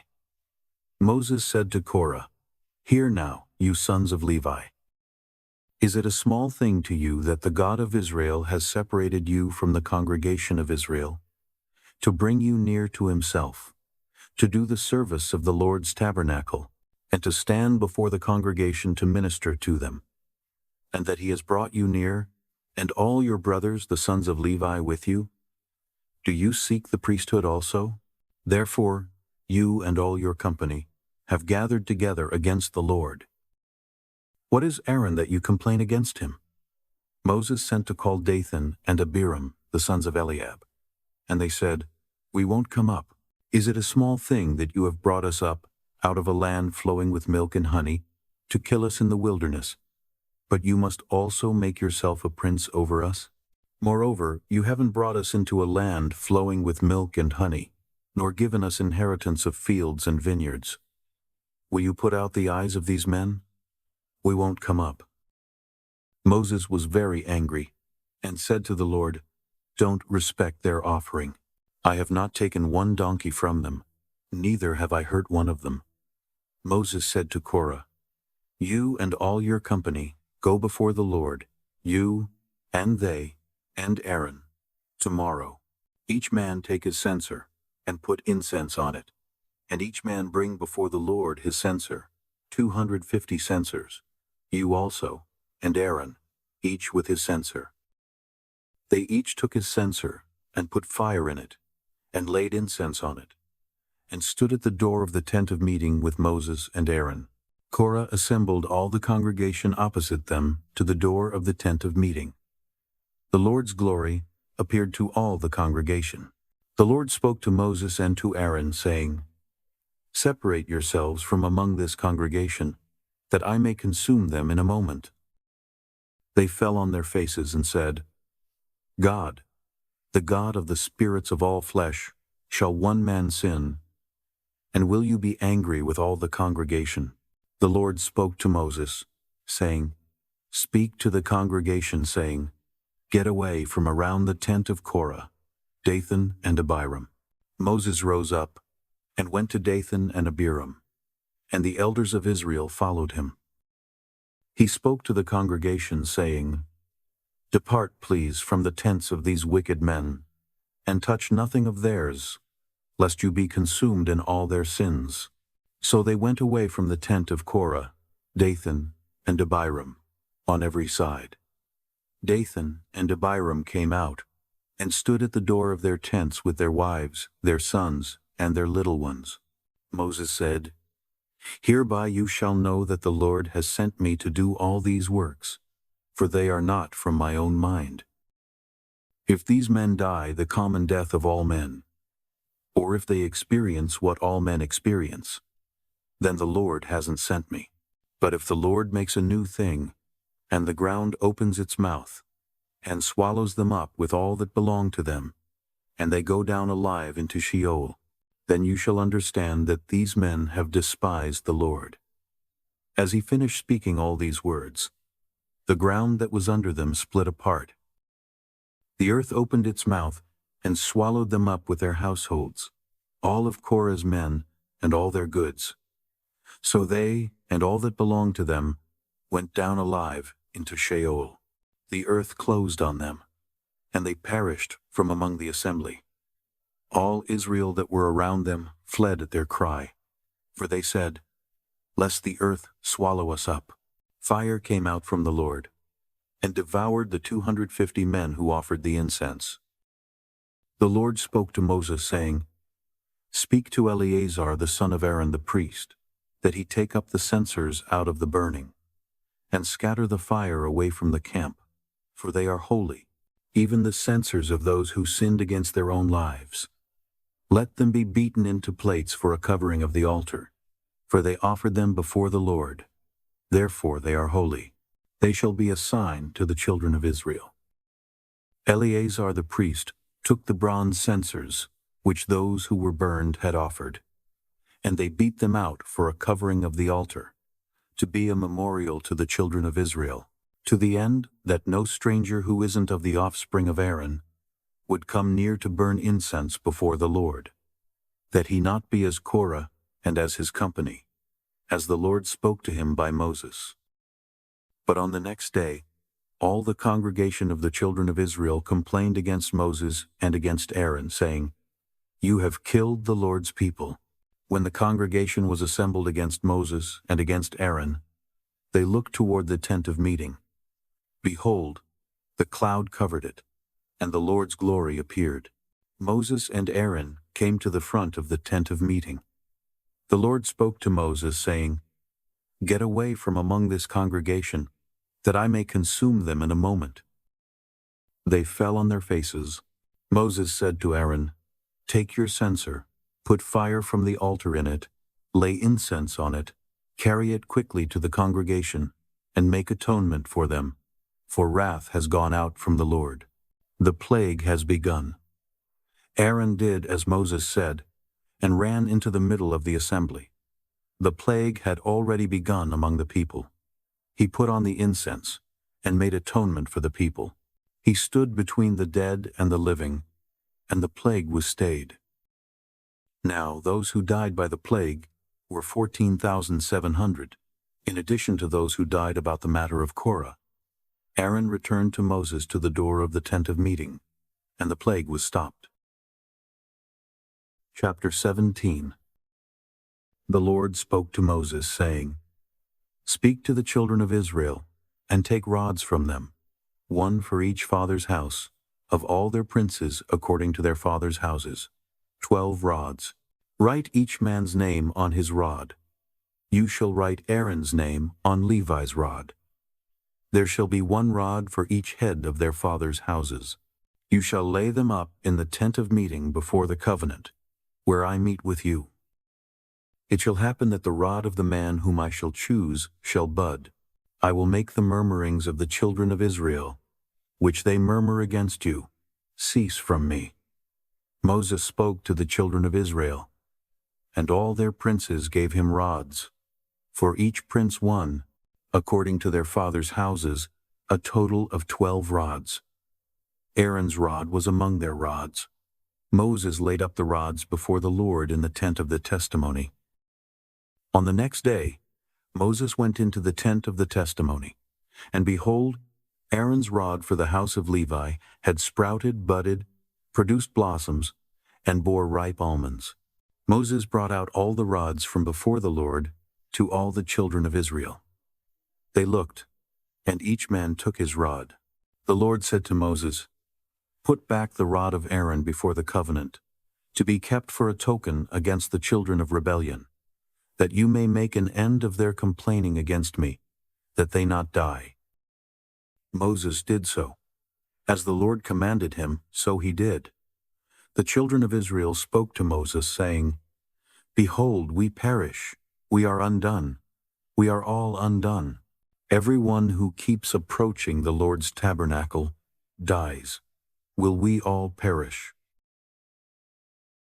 Chapter 18. The Lord said to Aaron, "You and your sons and your father's house with you shall bear the iniquity of the sanctuary, and you and your sons with you shall bear the iniquity of your priesthood. Bring your brothers also, the tribe of Levi, the tribe of your father, near with you, that they may be joined to you and minister to you. But you and your sons with you shall be before the tent of the testimony. They shall keep your commands and the duty of the whole tent. Only they shall not come near to the vessels of the sanctuary and to the altar, that they not die, neither they nor you. They shall be joined to you and keep the responsibility of the tent of meeting for all the service of the tent. A stranger shall not come near to you. You shall perform the duty of the sanctuary and the duty of the altar, that there be no more wrath on the children of Israel. Behold, I myself have taken your brothers the Levites from among the children of Israel. They are a gift to you, dedicated to the Lord, to do the service of the tent of meeting. You and your sons with you shall keep your priesthood for everything of the altar, and for that within the veil. You shall serve. I give you the service of the priesthood as a gift. The stranger who comes near shall be put to death." The Lord spoke to Aaron, "Behold, I myself have given you the command of my wave offerings, even all the holy things of the children of Israel. I have given them to you by reason of the anointing, and to your sons, as a portion forever. This shall be yours of the most holy things from the fire. Every offering of theirs, even every meal offering of theirs, and every sin offering of theirs, and every trespass offering of theirs, which they shall give to me, shall be most holy for you, and for your sons. You shall eat of it like the most holy things. Every male shall eat of it. It shall be holy to you. This is yours too, the wave offering of their gift, even all the wave offerings of the children of Israel. I have given them to you, and to your sons, and to your daughters with you, as a portion forever. Every one who is clean in your house shall eat of it. I have given to you all the best of the oil, all the best of the vintage, and of the grain, the first fruits of them which they give to the Lord, the first ripe fruits of all that is in their land, which they bring to the Lord, shall be yours. Everyone who is clean in your house shall eat of it. Everything devoted in Israel shall be yours. Everything that opens the womb, of all flesh which they offer to the Lord, both of man and animal, shall be yours. Nevertheless, you shall surely redeem the firstborn of man, and you shall redeem the firstborn of unclean animals. You shall redeem those who are to be redeemed of them from a month old, according to your estimation, for 5 shekels of money, according to the shekel of the sanctuary, which weighs 20 gerahs. But you shall not redeem the firstborn of a cow, or the firstborn of a sheep, or the firstborn of a goat. They are holy. You shall sprinkle their blood on the altar, and shall burn their fat for an offering made by fire, for a pleasant aroma to the Lord. Their meat shall be yours, as the wave offering breast, and as the right thigh, it shall be yours. all the wave offerings of the holy things which the children of Israel offer to the Lord, I have given you and your sons and your daughters with you, as a portion forever. It is a covenant of salt forever before the Lord to you and to your offspring with you. The Lord said to Aaron, You shall have no inheritance in their land, neither shall you have any portion among them. I am your portion, and your inheritance among the children of Israel. To the children of Levi, behold, I have given all the tithe in Israel for an inheritance, in return for their service which they serve, even the service of the tent of meeting. Henceforth, the children of Israel shall not come near the tent of meeting, lest they bear sin and die. But the Levites shall do the service of the tent of meeting, and they shall bear their iniquity. It shall be a statute forever throughout your generations. Among the children of Israel they shall have no inheritance.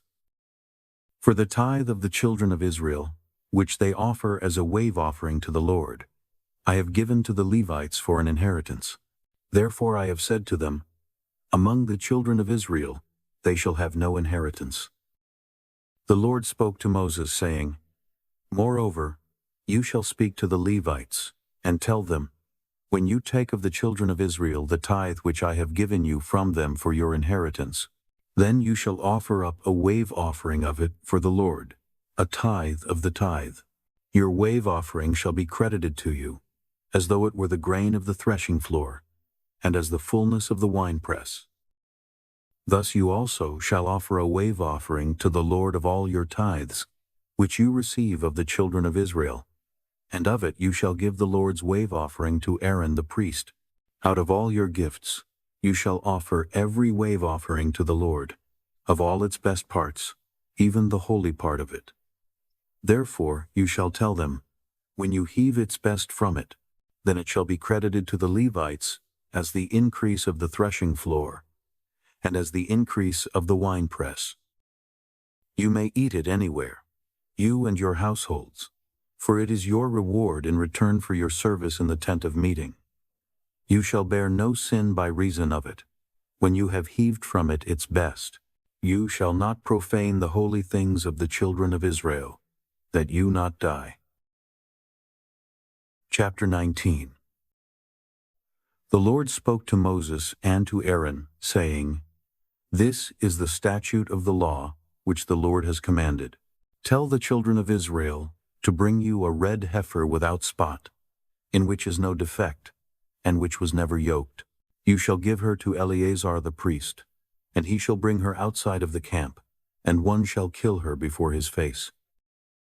Eleazar the priest shall take some of her blood with his finger, and sprinkle her blood toward the front of the tent of meeting 7 times. One shall burn the heifer in his sight, her skin, and her meat, and her blood, with her dung shall he burn. The priest shall take cedar wood, hyssop, and scarlet, and cast it into the middle of the burning of the heifer. Then the priest shall wash his clothes, and he shall bathe his flesh in water, and afterward he shall come into the camp, and the priest shall be unclean until the evening. He who burns her shall wash his clothes in water, and bathe his flesh in water, and shall be unclean until the evening. A man who is clean shall gather up the ashes of the heifer, and lay them up outside of the camp in a clean place, and it shall be kept for the congregation of the children of Israel for use in water, for cleansing impurity. It is a sin offering. He who gathers the ashes of the heifer shall wash his clothes, and be unclean until the evening. It shall be to the children of Israel, and to the stranger who lives as a foreigner among them, for a statute forever. He who touches the dead body of any man shall be unclean 7 days. He shall purify himself with water on the 3rd day, and on the 7th day he shall be clean. But if he doesn't purify himself the 3rd day, then the 7th day he shall not be clean.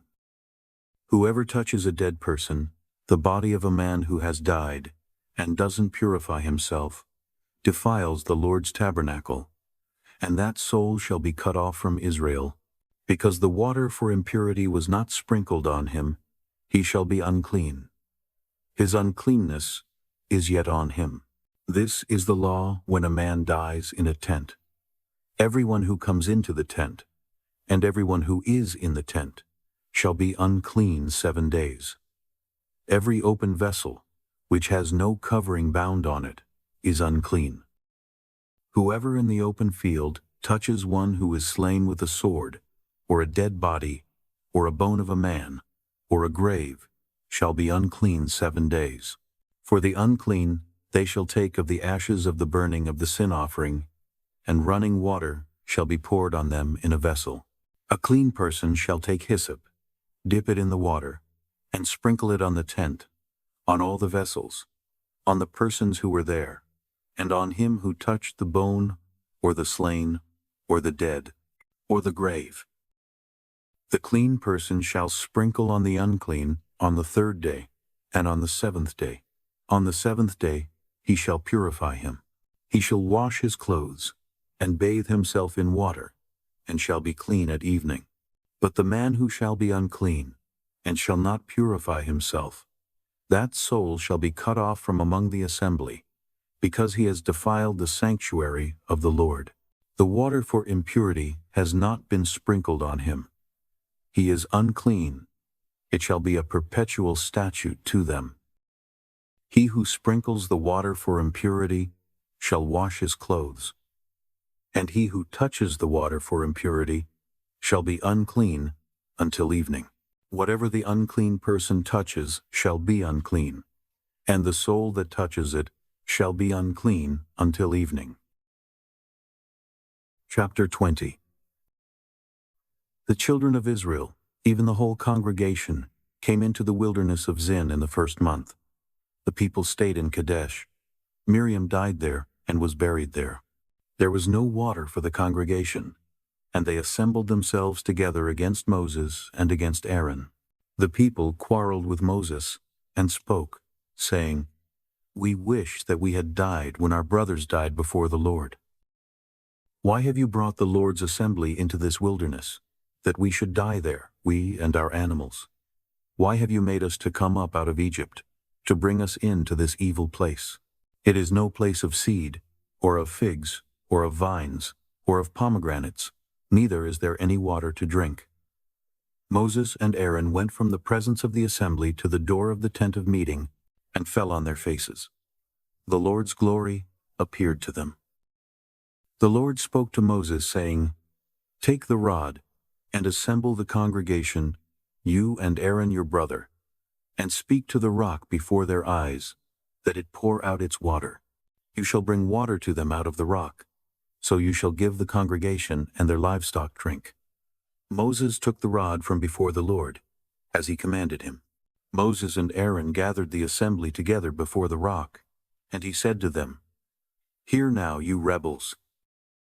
Shall we bring water out of this rock for you?"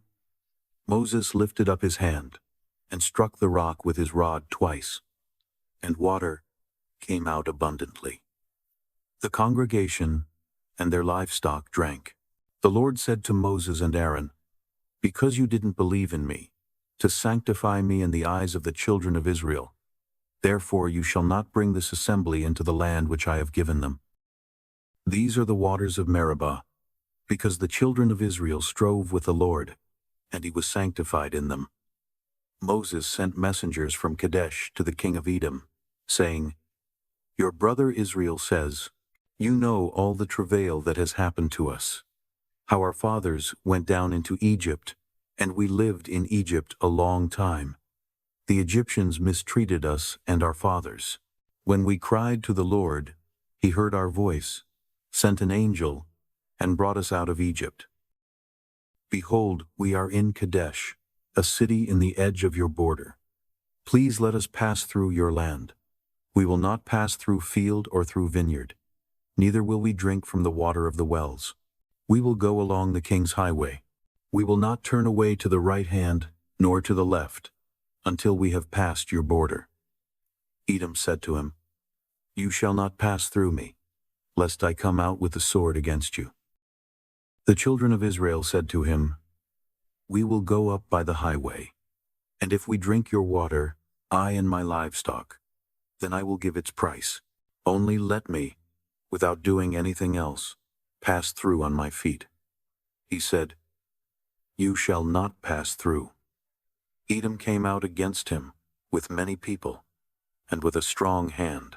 Thus Edom refused to give Israel passage through his border, so Israel turned away from him.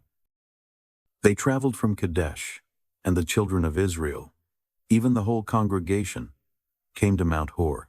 The Lord spoke to Moses and Aaron in Mount Hor, by the border of the land of Edom, saying, "Aaron shall be gathered to his people, for he shall not enter into the land which I have given to the children of Israel, because you rebelled against my word at the waters of Meribah. Take Aaron and Eleazar his son, and bring them up to Mount Hor, and strip Aaron of his garments, and put them on Eleazar his son. Aaron shall be gathered, and shall die there." Moses did as the Lord commanded. They went up onto Mount Hor in the sight of all the congregation. Moses stripped Aaron of his garments, and put them on Eleazar his son. Aaron died there on the top of the mountain, and Moses and Eleazar came down from the mountain. When all the congregation saw that Aaron was dead, they wept for Aaron 30 days, even all the house of Israel.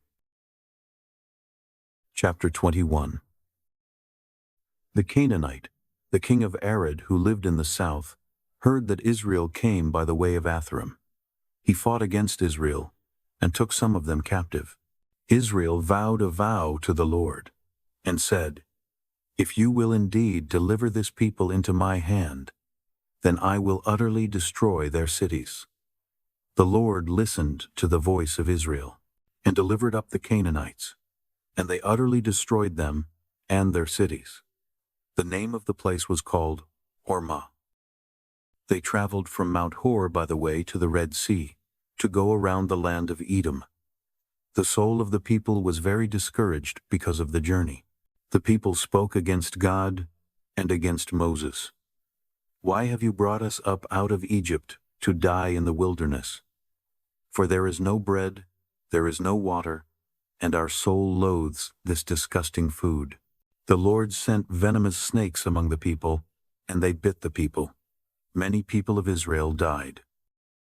The people came to Moses and said, "We have sinned, because we have spoken against the Lord and against you.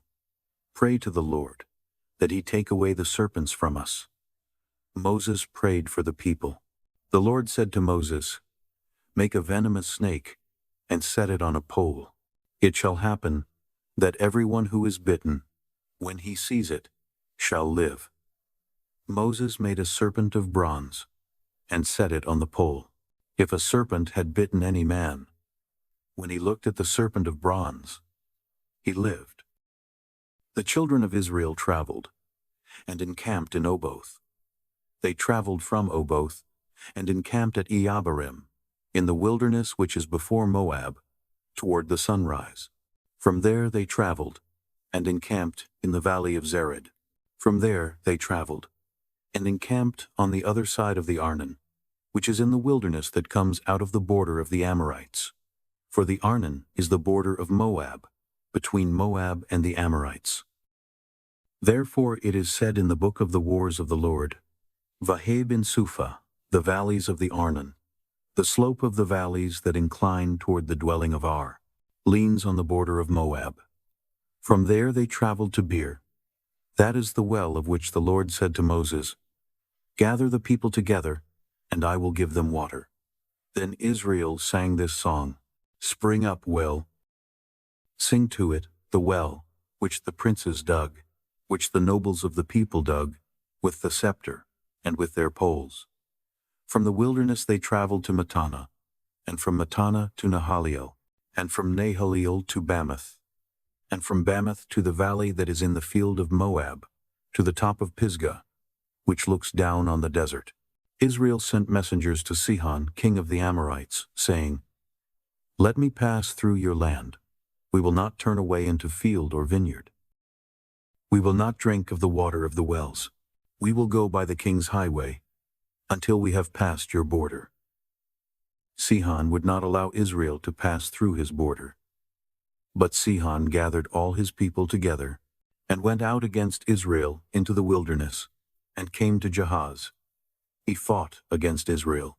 Israel struck him with the edge of the sword, and possessed his land from the Arnon to the Jabbok, even to the children of Ammon, for the border of the children of Ammon was fortified. Israel took all these cities. Israel lived in all the cities of the Amorites, in Heshbon, and in all its villages.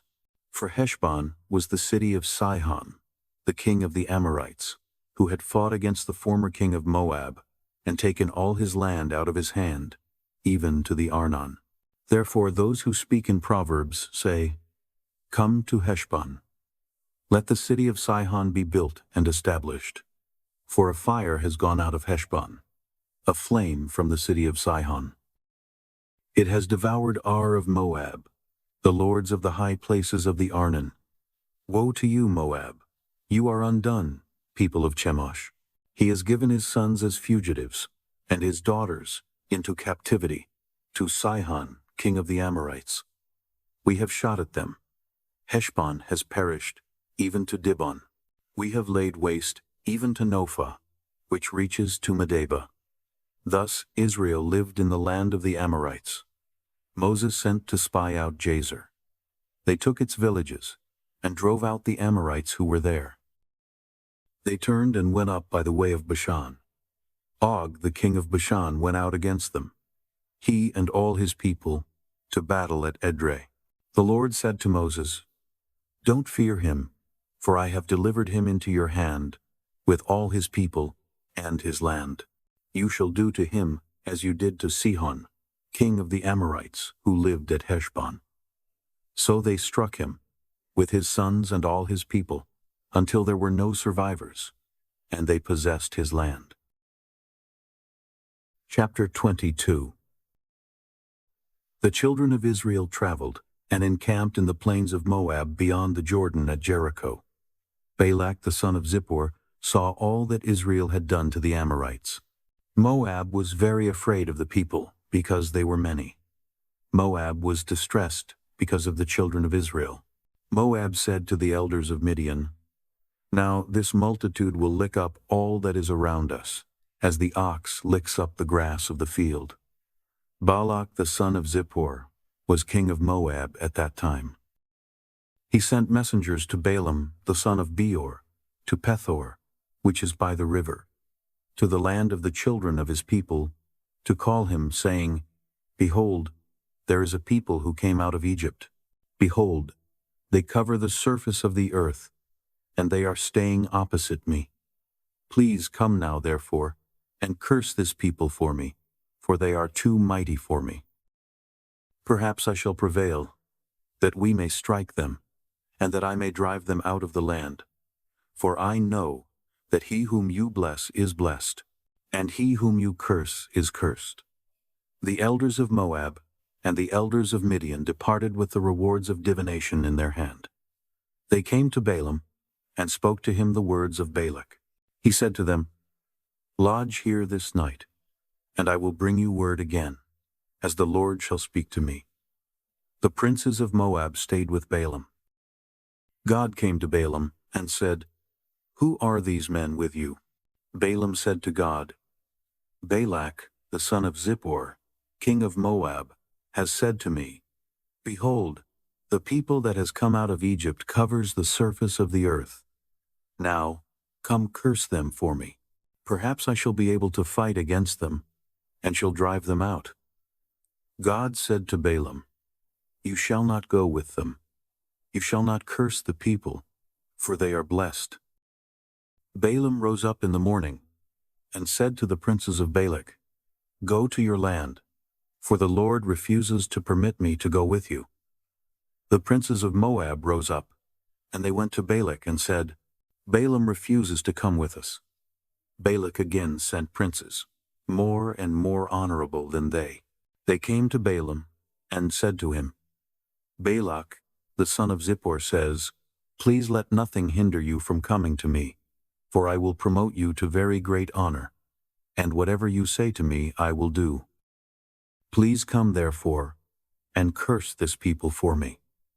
Balaam answered the servants of Balak, "If Balak would give me his house full of silver and gold, I can't go beyond the word of the Lord my God to do less or more. Now therefore please stay here tonight as well, that I may know what else the Lord will speak to me." God came to Balaam at night and said to him, "If the men have come to call you, rise up, go with them, but only the word which I speak to you, that you shall do." Balaam rose up in the morning, and saddled his donkey, and went with the princes of Moab. God's anger burned because he went, and the Lord's angel placed himself in the way as an adversary against him. Now he was riding on his donkey, and his 2 servants were with him. The donkey saw the Lord's angel standing in the way, with his sword drawn in his hand, and the donkey turned out of the path and went into the field. Balaam struck the donkey to turn her into the path. Then the Lord's angel stood in a narrow path between the vineyards, a wall being on this side and a wall on that side. The donkey saw the Lord's angel, and she thrust herself to the wall and crushed Balaam's foot against the wall. He struck her again. The Lord's angel went further and stood in a narrow place where there was no way to turn either to the right hand or to the left. The donkey saw the Lord's angel, and she lay down under Balaam. Balaam's anger burned, and he struck the donkey with his staff. The Lord opened the mouth of the donkey, and she said to Balaam, "What have I done to you, that you have struck me these 3 times?" Balaam said to the donkey, "Because you have mocked me, I wish there were a sword in my hand, for now I would have killed you." The donkey said to Balaam, "Am I not your donkey, on which you have ridden all your life long until today? Was I ever in the habit of doing so to you?" He said, "No." Then the Lord opened the eyes of Balaam, and he saw the Lord's angel standing in the way, with his sword drawn in his hand. And he bowed his head and fell on his face. The Lord's angel said to him, "Why have you struck your donkey these 3 times? Behold, I have come out as an adversary, because your way is perverse before me. The donkey saw me, and turned away before me these 3 times. Unless she had turned away from me, surely now I would have killed you, and saved her alive." Balaam said to the Lord's angel, "I have sinned, for I didn't know that you stood in the way against me. Now therefore, if it displeases you, I will go back again." The Lord's angel said to Balaam, "Go with the men, but you shall only speak the word that I shall speak to you." So Balaam went with the princes of Balak. When Balak heard that Balaam had come, he went out to meet him to the city of Moab, which is on the border of the Arnon, which is in the utmost part of the border. Balak said to Balaam, "Didn't I earnestly send for you to summon you? Why didn't you come to me? Am I not able indeed to promote you to honor?" Balaam said to Balak, "Behold, I have come to you. Have I now any power at all to speak anything? I will speak the word that God puts in my mouth." Balaam went with Balak, and they came to Kiriath-Huzoth. Balak sacrificed cattle and sheep, and sent to Balaam, and to the princes who were with him. In the morning, Balak took Balaam, and brought him up into the high places of Baal, and he saw from there part of the people. Chapter 23. Balaam said to Balak, "Build here 7 altars for me, and prepare here 7 bulls and 7 rams for me." Balak did as Balaam had spoken, and Balak and Balaam offered on every altar a bull and a ram. Balaam said to Balak, "Stand by your burnt offering, and I will go. Perhaps the Lord will come to meet me. Whatever he shows me, I will tell you." He went to a bare height. God met Balaam, and he said to him, "I have prepared the 7 altars, and I have offered up a bull and a ram on every altar." The Lord put a word in Balaam's mouth, and said, "Return to Balak, and thus you shall speak." He returned to him, and behold, he was standing by his burnt offering, he and all the princes of Moab. He took up his parable, and said, From Aram has Balak brought me, the king of Moab from the mountains of the east. Come, curse Jacob for me. Come, defy Israel. How shall I curse whom God has not cursed? How shall I defy whom the Lord has not defied? For from the top of the rocks I see him. From the hills I see him. Behold, it is a people that dwells alone, and shall not be listed among the nations. Who can count the dust of Jacob, or count the fourth part of Israel? Let me die the death of the righteous. Let my last end be like his. Balak said to Balaam, What have you done to me?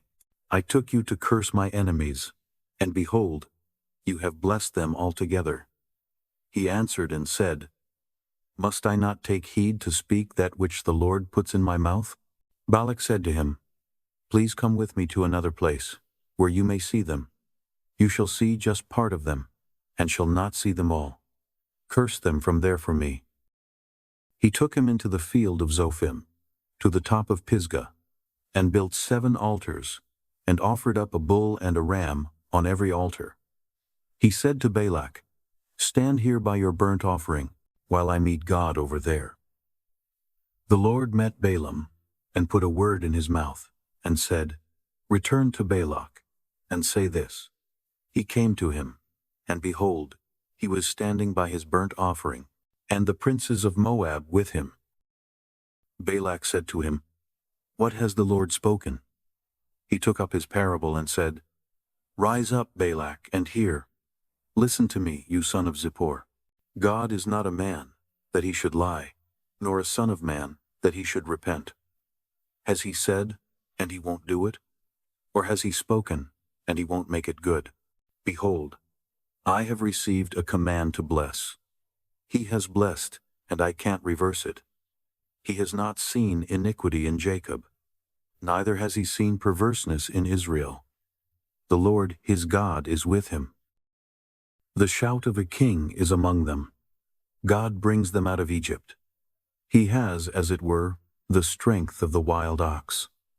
Surely there is no enchantment with Jacob, neither is there any divination with Israel. Now it shall be said of Jacob and of Israel, What has God done? Behold, a people rises up as a lioness. As a lion he lifts himself up. He shall not lie down until he eats of the prey and drinks the blood of the slain. Balak said to Balaam, Neither curse them at all, nor bless them at all. But Balaam answered Balak, Didn't I tell you, saying, All that the Lord speaks, that I must do? Balak said to Balaam, Come now, I will take you to another place.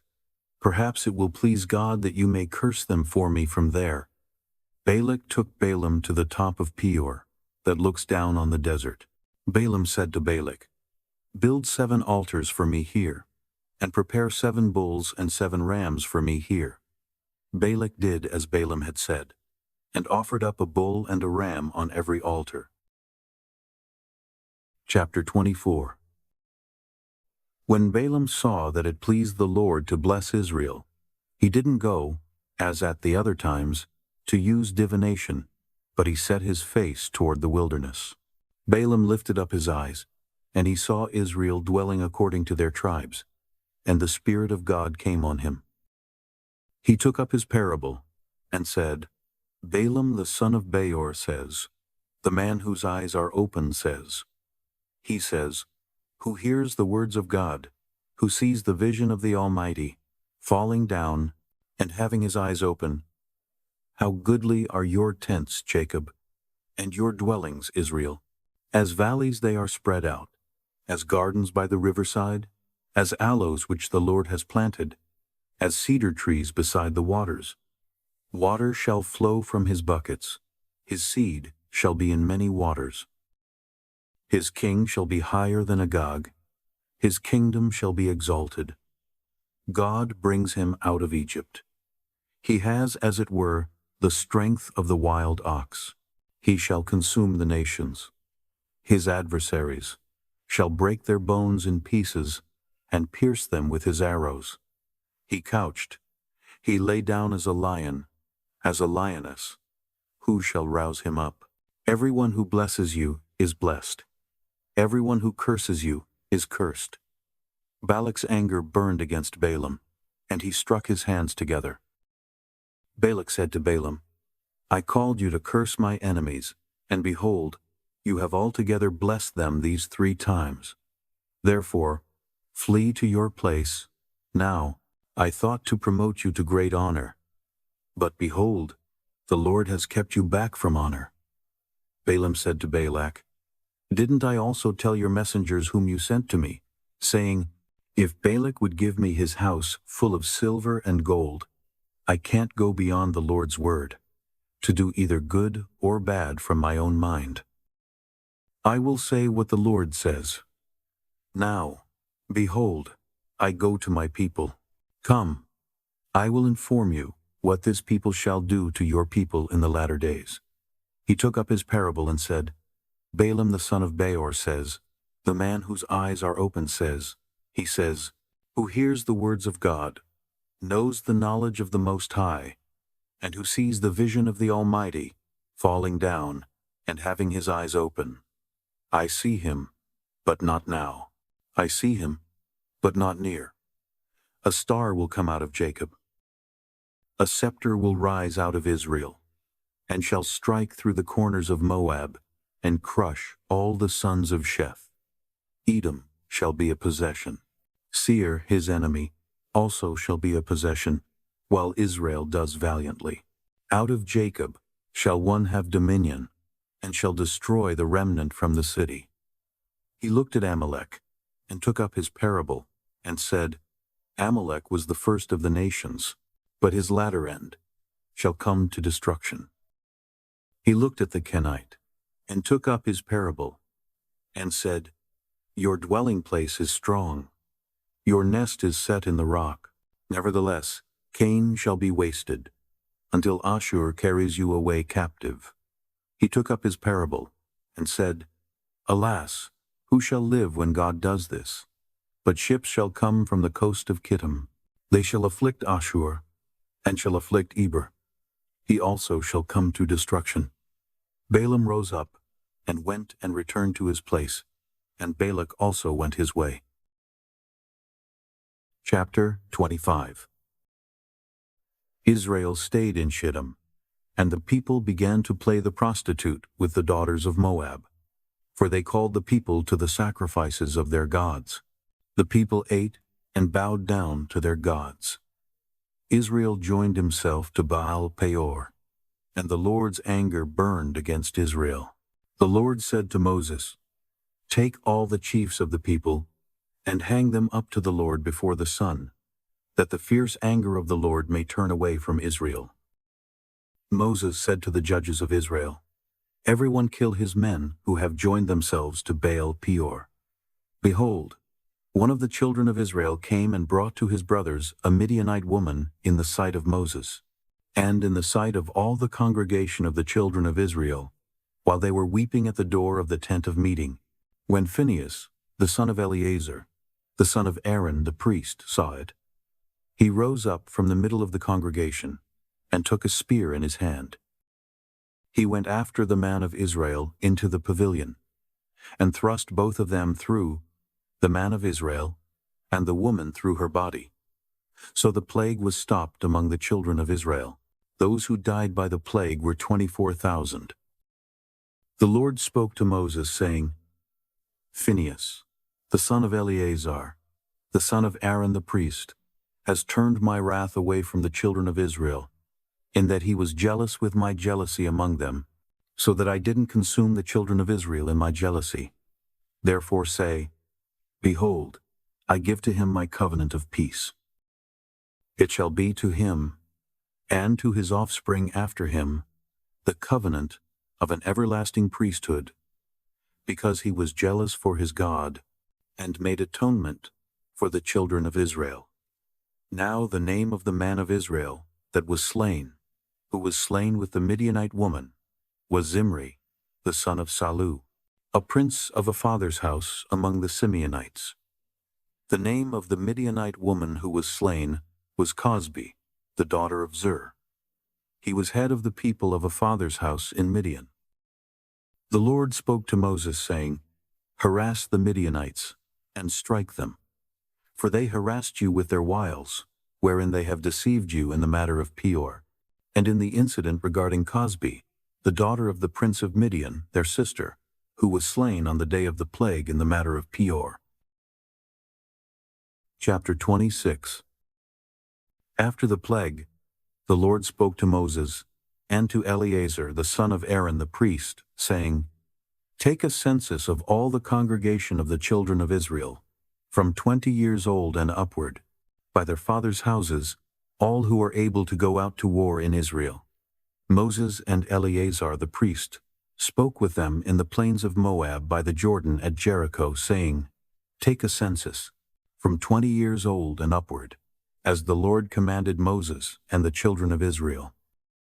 These are those who came out of the land of Egypt.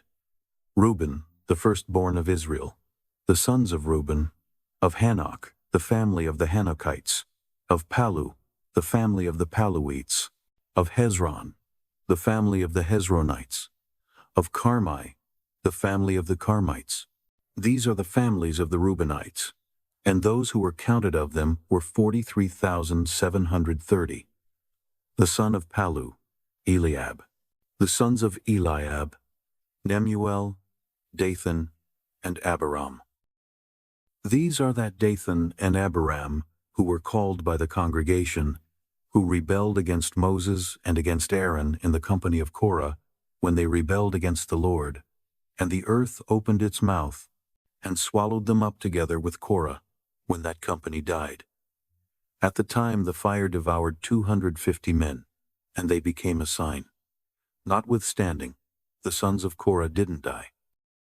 The sons of Simeon, after their families, of Nemuel, the family of the Nemuelites, of Jamin, the family of the Jaminites, of Jachin, the family of the Jachinites, of Zerah, the family of the Zerahites, of Shaul, the family of the Shaulites. These are the families of the Simeonites, 22,200. The sons of Gad after their families, of Zephon, the family of the Zephonites, of Hagi, the family of the Haggites, of Shuni, the family of the Shunites, of Ozni, the family of the Oznites, of Eri, the family of the Erites, of Eredi, the family of the Eredites, of Ereli, the family of the Erelites. These are the families of the sons of Gad, according to those who were counted of them, 40,500. The sons of Judah, and Onan. And Onan died in the land of Canaan. The sons of Judah, after their families, were of Shelah, the family of the Shelonites, of Perez, the family of the Perizzites, of Zerah, the family of the Zerahites. The sons of Perez were of Hezron, the family of the Hezronites, of Hamul, the family of the Hamulites. These are the families of Judah, according to those who were counted of them, 76,500. The sons of Issachar after their families, of Tola, the family of the Toliites, of Puva, the family of the Punites, of Jashub, the family of the Jashubites, of Shimron, the family of the Shimronites. These are the families of Issachar, according to those who were counted of them, 64,300. The sons of Zebulun, after their families, of Sered, the family of the Seredites, of Elon, the family of the Elonites, of Jaleel, the family of the Jaleelites. These are the families of the Zebulunites according to those who were counted of them, 60,500. The sons of Joseph, after their families, Manasseh and Ephraim. The sons of Manasseh, of Machir, the family of the Machirites, and Machir became the father of Gilead. Of Gilead, the family of the Gileadites. These are the sons of Gilead, of Ezer, the family of the Ezerites, of Helek, the family of the Helekites, and Azriel, the family of the Asrielites, and Shechem, the family of the Shechemites, and Shemida, the family of the Shemidites, and Hepher, the family of the Hepherites. Zelophehad the son of Hepher had no sons, but daughters. And the names of the daughters of Zelophehad were Mahlah, Noah, Hoglah, Milcah, and Tirzah. These are the families of Manasseh. Those who were counted of them were 52,700. These are the sons of Ephraim after their families. Of Shuthelah, the family of the Shuthelahites. Of Besher, the family of the Besherites. Of Tahan, the family of the Tahanites. These are the sons of Shuthelah. Of Aaron, the family of the Aaronites. These are the families of the sons of Ephraim, according to those who were counted of them, 32,500. These are the sons of Joseph, after their families. The sons of Benjamin, after their families. Of Bela, the family of the Belaites. Of Ashbel, the family of the Ashbelites. Of Ahiram, the family of the Ahiramites. Of Shephupham, the family of the Shuphamites. Of Hupam, the family of the Huphamites. The sons of Bela were Ard and Naaman, the family of the Ardites, and of Naaman, the family of the Naamites. These are the sons of Benjamin, after their families. And those who were counted of them were 45,600. These are the sons of Dan, after their families. Of Shuham, the family of the Shuhamites. These are the families of Dan, after their families. All the families of the Shuhamites, according to those who were counted of them, were 64,400. The sons of Asher, after their families. Of Imnah, the family of the Imnites. Of Ishvi, the family of the Ishvites. Of Beriah, the family of the Berites. Of the sons of Beriah. Of Heber, the family of the Heberites. Of Malkiel, the family of the Malkielites. The name of the daughter of Asher was Sarah. These are the families of the sons of Asher, according to those who were counted of them, 53,400. The sons of Naphtali, after their families. Of Jaziel, the family of the Jazielites. Of Guni, the family of the Gunites. Of Jezer, the family of the Jezerites.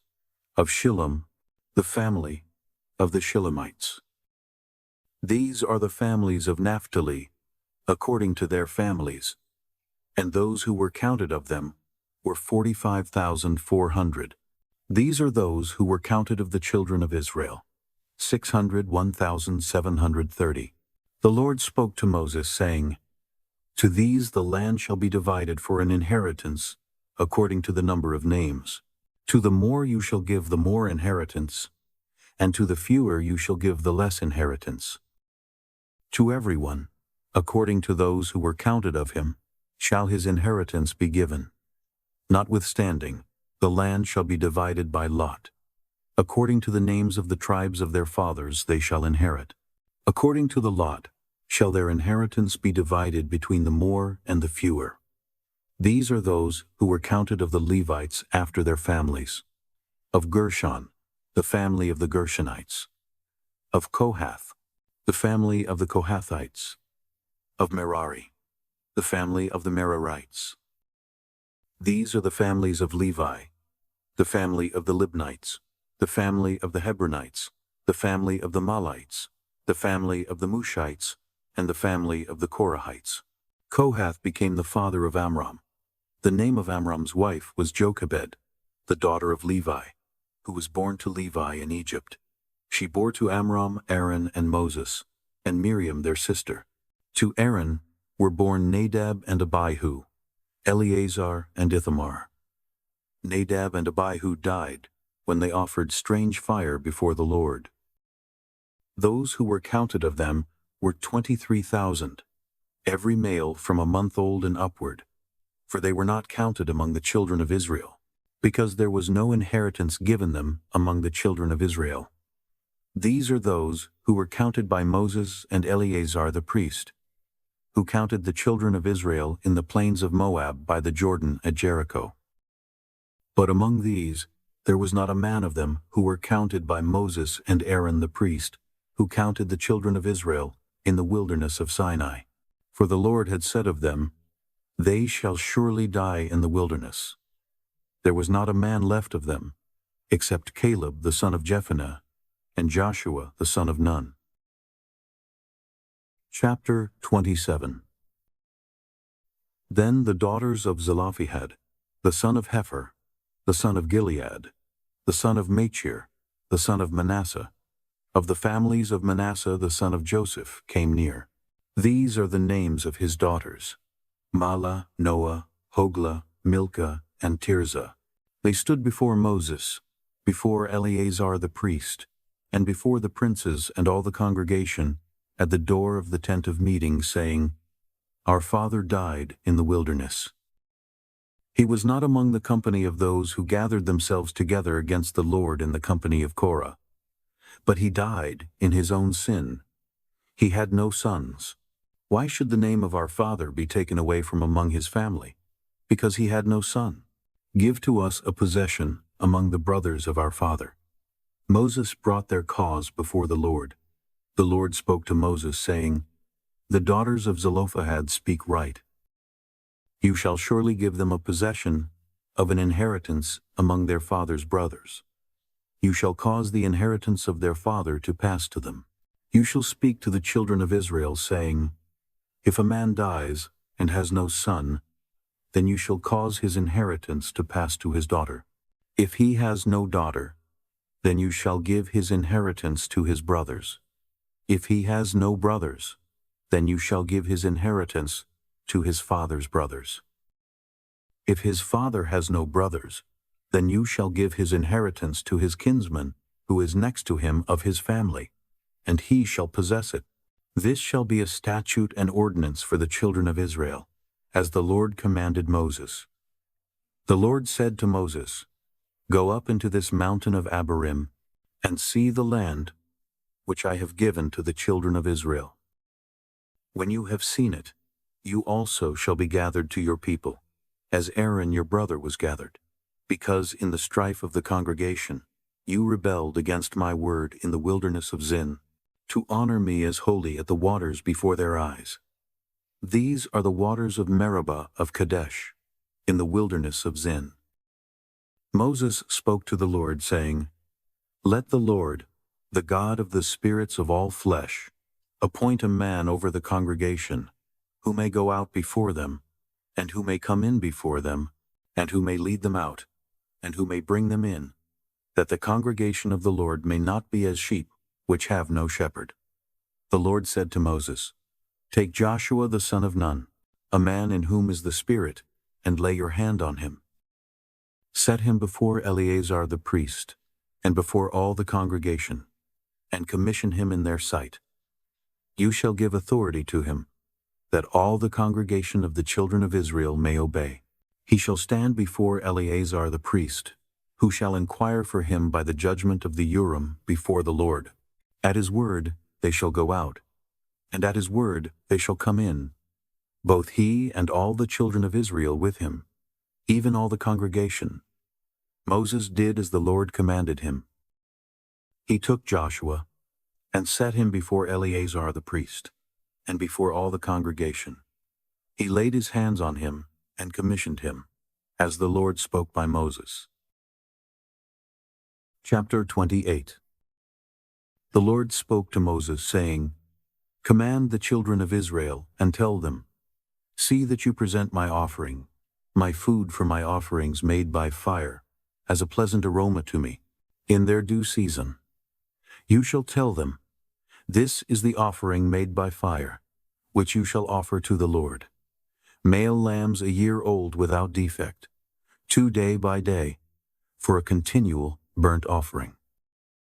You shall offer the one lamb in the morning, and you shall offer the other lamb at evening, with 1/10 of an ephah of fine flour for a meal offering, mixed with the 4th part of a hin of beaten oil. It is a continual burnt offering, which was ordained in Mount Sinai, for a pleasant aroma, an offering made by fire to the Lord. Its drink offering shall be the fourth part of a hin for each lamb. You shall pour out a drink offering of strong drink to the Lord in the holy place. The other lamb you shall offer at evening, as the meal offering of the morning, and as its drink offering, you shall offer it, an offering made by fire, for a pleasant aroma to the Lord. On the Sabbath day, you shall offer 2 male lambs a year old without defect, and 2/10 of an ephah of fine flour for a meal offering mixed with oil, and its drink offering. This is the burnt offering of every Sabbath, in addition to the continual burnt offering and its drink offering.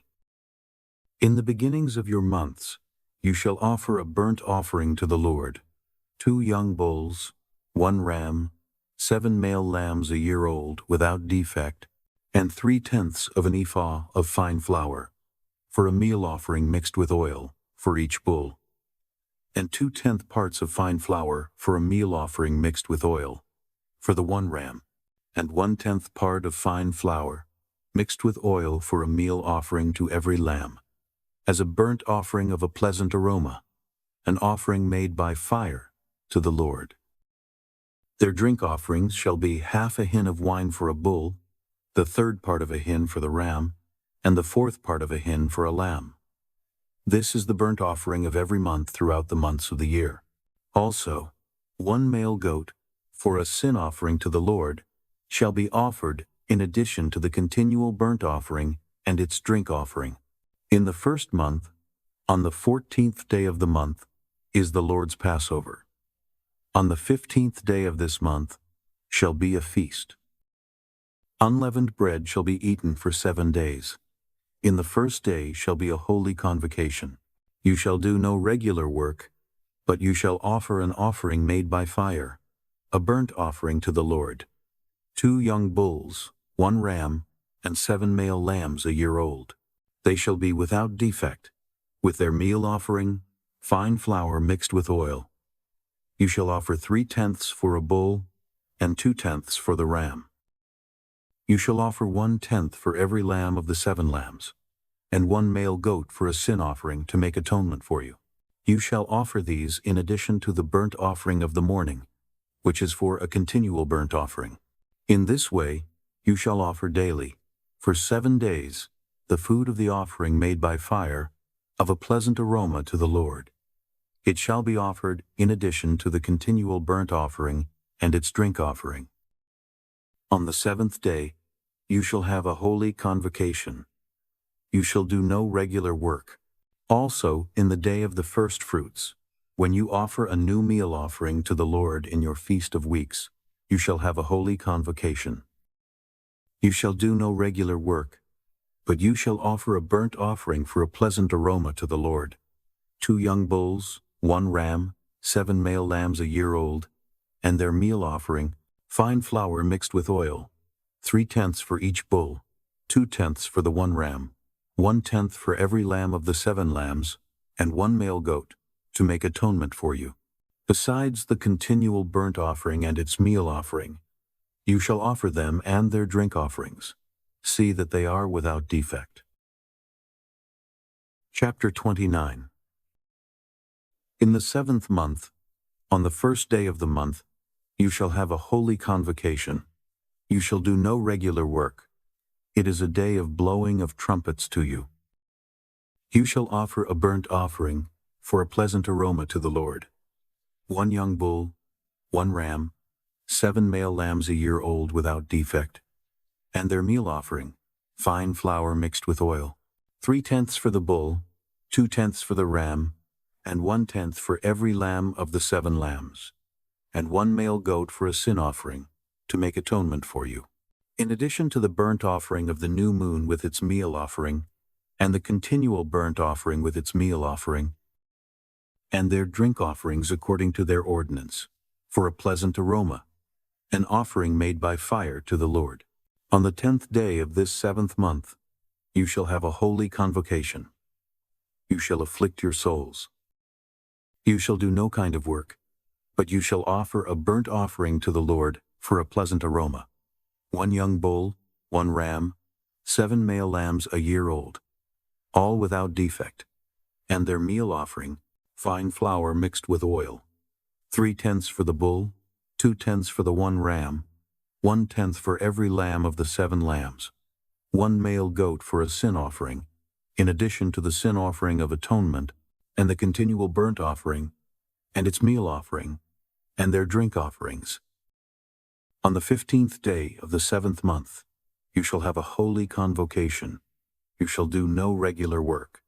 You shall keep a feast to the Lord 7 days. You shall offer a burnt offering, an offering made by fire, of a pleasant aroma to the Lord. 13 young bulls, 2 rams, 14 male lambs a year old, all without defect, and their meal offering, fine flour mixed with oil, 3/10 for every bull of the 13 bulls, 2/10 for each ram of the 2 rams, and 1/10 for every lamb of the 14 lambs, and 1 male goat for a sin offering, in addition to the continual burnt offering, its meal offering, and its drink offering. On the 2nd day, you shall offer 12 young bulls, 2 rams, and 14 male lambs a year old without defect, and their meal offering and their drink offerings for the bulls, for the rams, and for the lambs, according to their number, after the ordinance, and 1 male goat for a sin offering, in addition to the continual burnt offering, with its meal offering and their drink offerings. On the 3rd day, 11 bulls, 2 rams, 14 male lambs a year old without defect, and their meal offering and their drink offerings for the bulls, for the rams, and for the lambs, according to their number, after the ordinance, and 1 male goat for a sin offering, in addition to the continual burnt offering, and its meal offering, and its drink offering.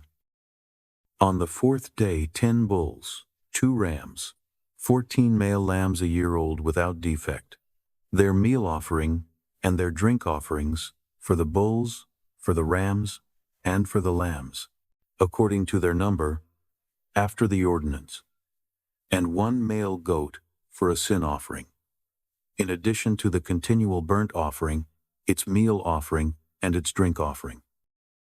On the 5th day, 9 bulls, 2 rams, 14 male lambs a year old without defect, and their meal offering and their drink offerings for the bulls, for the rams, and for the lambs, according to their number, after the ordinance, and 1 male goat for a sin offering, in addition to the continual burnt offering, and its meal offering, and its drink offering.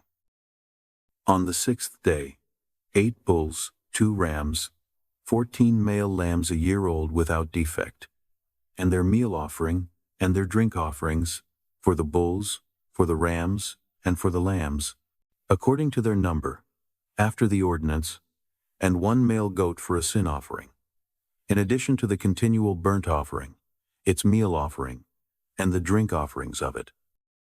On the 7th day, 7 bulls, 2 rams, 14 male lambs a year old without defect, and their meal offering and their drink offerings for the bulls, for the rams, and for the lambs, according to their number, after the ordinance, and 1 male goat for a sin offering, in addition to the continual burnt offering, its meal offering, and its drink offering. On the 8th day, you shall have a solemn assembly.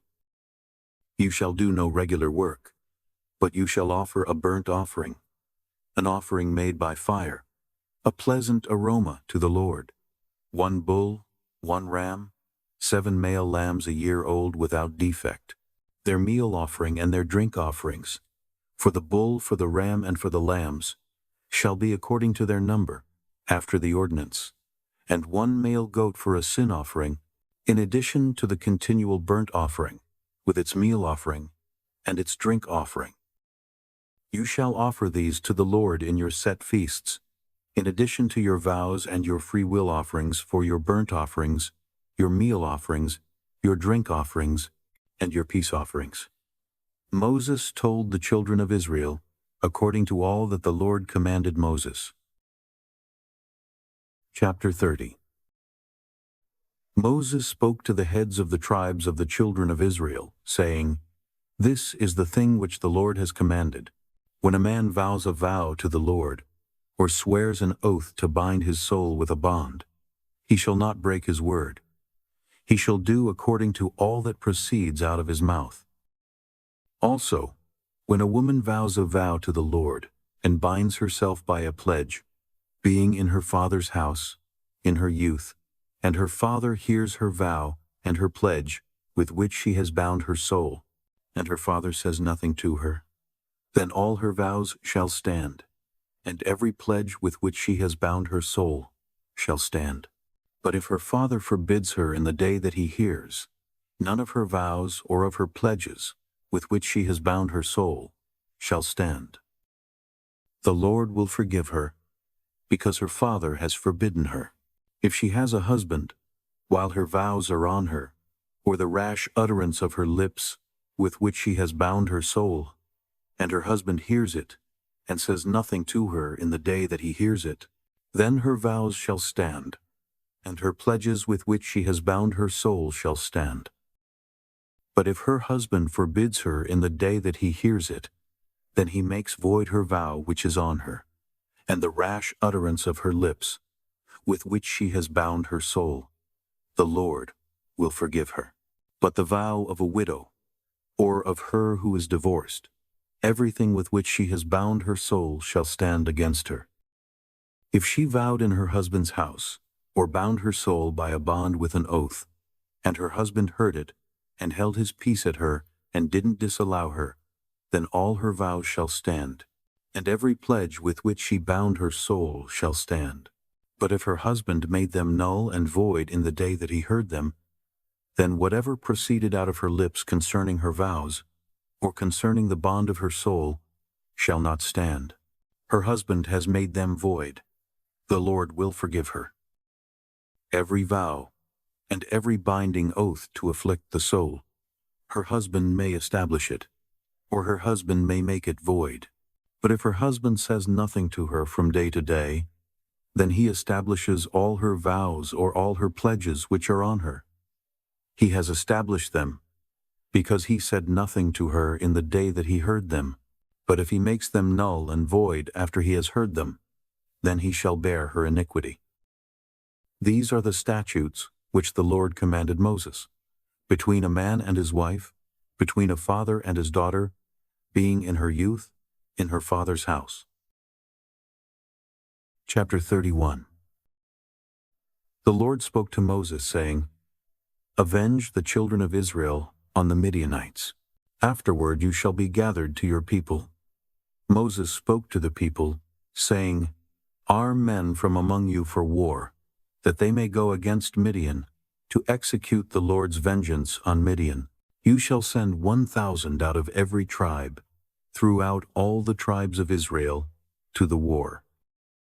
So there were delivered, out of the thousands of Israel, 1,000 from every tribe, 12,000 armed for war.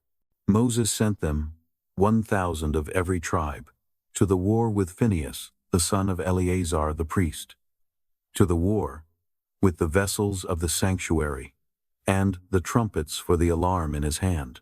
They fought against Midian, as the Lord commanded Moses. They killed every male. They killed the kings of Midian with the rest of their slain, Avi, Rechem, Zur, Hur, and Reba, the 5 kings of Midian. They also killed Balaam, the son of Beor, with the sword. The children of Israel took the women of Midian captive, with their little ones, and all their livestock, all their flocks, and all their goods they took as plunder. All their cities and the places in which they lived, and all their encampments they burned with fire. They took all the captives, and all the plunder, both of man and of animal. They brought the captives with the prey and the plunder to Moses, and to Eleazar the priest, and to the congregation of the children of Israel, to the camp at the plains of Moab, which are by the Jordan at Jericho. Moses and Eleazar the priest, with all the princes of the congregation, went out to meet them outside of the camp. Moses was angry with the officers of the army, the captains of thousands and the captains of hundreds, who came from the service of the war. Moses said to them, "Have you saved all the women alive? Behold, these cause the children of Israel, through the counsel of Balaam, to commit trespass against the Lord in the matter of Peor. And so the plague was among the congregation of the Lord. Now therefore kill every male among the little ones, and kill every woman who has known man by lying with him. But all the girls, who have not known man by lying with him, keep alive for yourselves. Encamp outside of the camp for 7 days. Whoever has killed any person, and whoever has touched any slain, purify yourselves on the 3rd day and on the 7th day, you and your captives. You shall purify every garment, and all that is made of skin, and all work of goat's hair, and all things made of wood." Eleazar the priest said to the men of war who went to the battle, "This is the statute of the law, which the Lord has commanded Moses. However, the gold, and the silver, the bronze, the iron, the tin, and the lead, everything that may withstand the fire, you shall make to go through the fire, and it shall be clean. Nevertheless, it shall be purified with the water for impurity. All that doesn't withstand the fire you shall make to go through the water. You shall wash your clothes on the 7th day, and you shall be clean. Afterward you shall come into the camp." The Lord spoke to Moses, saying, "Count the plunder that was taken, both of man and of animal, you and Eleazar the priest, and the heads of the fathers' households of the congregation, and divide the plunder into 2 parts, between the men skilled in war, who went out to battle, and all the congregation. Levy a tribute to the Lord of the men of war who went out to battle. 1 soul of 500, of the persons, of the cattle, of the donkeys, and of the flocks. Take it from their half, and give it to Eleazar the priest, for the Lord's wave offering.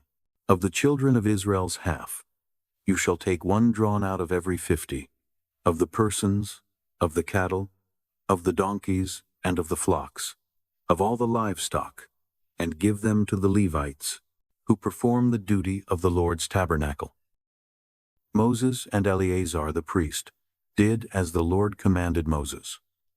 Now the plunder, over and above the booty which the men of war took, was 675,000 sheep, 72,000 head of cattle, 61,000 donkeys, and 32,000 persons in all, of the women who had not known man by lying with him.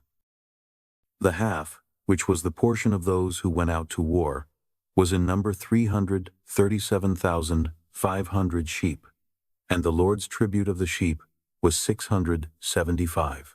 The cattle were 36,000, of which the Lord's tribute was 72. The donkeys were 30,500, of which the Lord's tribute was 61. The persons were 16,000, of whom the Lord's tribute was 32 persons. Moses gave the tribute, which was the Lord's wave offering, to Eleazar the priest, as the Lord commanded Moses. Of the children of Israel's half, which Moses divided off from the men who fought, now the congregation's half was 337,500 sheep, 36,000 head of cattle, 30,500 donkeys, and 16,000 persons, even of the children of Israel's half. Moses took 1 drawn out of every 50, both of man and of animal, and gave them to the Levites, who performed the duty of the Lord's tabernacle, as the Lord commanded Moses. The officers who were over the thousands of the army, the captains of thousands, and the captains of hundreds, came near to Moses. They said to Moses, "Your servants have taken the sum of the men of war who are under our command, and there lacks not 1 man of us. We have brought the Lord's offering, what every man found, gold ornaments, armlets, bracelets, signet rings, earrings, and necklaces, to make atonement for our souls before the Lord." Moses and Eleazar the priest took their gold, even all worked jewels, All the gold of the wave offering that they offered up to the Lord, of the captains of thousands and of the captains of hundreds, was 16,750 shekels. The men of war had taken booty, every man for himself. Moses and Eleazar the priest took the gold of the captains of thousands and of hundreds, and brought it into the tent of meeting, for a memorial for the children of Israel before the Lord. Chapter 32. Now the children of Reuben and the children of Gad had a very great multitude of livestock. They saw the land of Jazer and the land of Gilead. Behold, the place was a place for livestock. Then the children of Gad and the children of Reuben came and spoke to Moses, and to Eleazar the priest, and to the princes of the congregation, saying, Ataroth, Dibon, Jazer, Nimrah, Heshbon, Elealeh, Sebam, Nebo, and Beon. The land which the Lord struck before the congregation of Israel is a land for livestock, and your servants have livestock. They said, If we have found favor in your sight, let this land be given to your servants for a possession. Don't bring us over the Jordan. Moses said to the children of Gad and to the children of Reuben, Shall your brothers go to war while you sit here? Why do you discourage the heart of the children of Israel from going over into the land which the Lord has given them? Your fathers did so when I sent them from Kadesh Barnea to see the land. For when they went up to the valley of Eshcol and saw the land, they discouraged the heart of the children of Israel, that they should not go into the land which the Lord had given them. The Lord's anger burned in that day, and he swore, saying, Surely none of the men who came up out of Egypt from 20 years old and upward shall see the land which I swore to Abraham, to Isaac, and to Jacob, because they have not wholly followed me, except Caleb the son of Jephunneh the Kenizzite, and Joshua the son of Nun, because they have followed the Lord completely. The Lord's anger burned against Israel, and he made them wander back and forth in the wilderness 40 years, until all the generation who had done evil in the Lord's sight was consumed. Behold, you have risen up in your father's place, an increase of sinful men, to increase the fierce anger of the Lord toward Israel. For if you turn away from after him, he will yet again leave them in the wilderness, and you will destroy all these people. They came near to him and said, We will build sheepfolds here for our livestock, and cities for our little ones. But we ourselves will be ready armed to go before the children of Israel until we have brought them to their place. Our little ones shall dwell in the fortified cities because of the inhabitants of the land. We will not return to our houses until the children of Israel have all received their inheritance. For we will not inherit with them on the other side of the Jordan and beyond, because our inheritance has come to us on this side of the Jordan eastward. Moses said to them, If you will do this thing, if you will arm yourselves to go before the Lord to the war, and every one of your armed men will pass over the Jordan before the Lord until he has driven out his enemies from before him, and the land is subdued before the Lord. Then afterward you shall return, and be clear of obligation to the Lord and to Israel. Then this land shall be your possession before the Lord.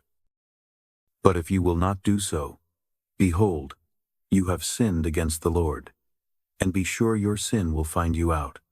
Build cities for your little ones, and folds for your sheep, and do that which has proceeded out of your mouth. The children of Gad and the children of Reuben spoke to Moses, saying, Your servants will do as my Lord commands. Our little ones, our wives, our flocks, and all our livestock shall be there in the cities of Gilead. But your servants will pass over, every man who is armed for war, before the Lord to battle, as my Lord says. So Moses commanded concerning them to Eleazar the priest, and to Joshua the son of Nun, and to the heads of the fathers' households of the tribes of the children of Israel. Moses said to them, If the children of Gad and the children of Reuben will pass with you over the Jordan, every man who is armed to battle before the Lord, and the land is subdued before you, then you shall give them the land of Gilead for a possession. But if they will not pass over with you armed, they shall have possessions among you in the land of Canaan. The children of Gad and the children of Reuben answered, saying, As the Lord has said to your servants, so will we do.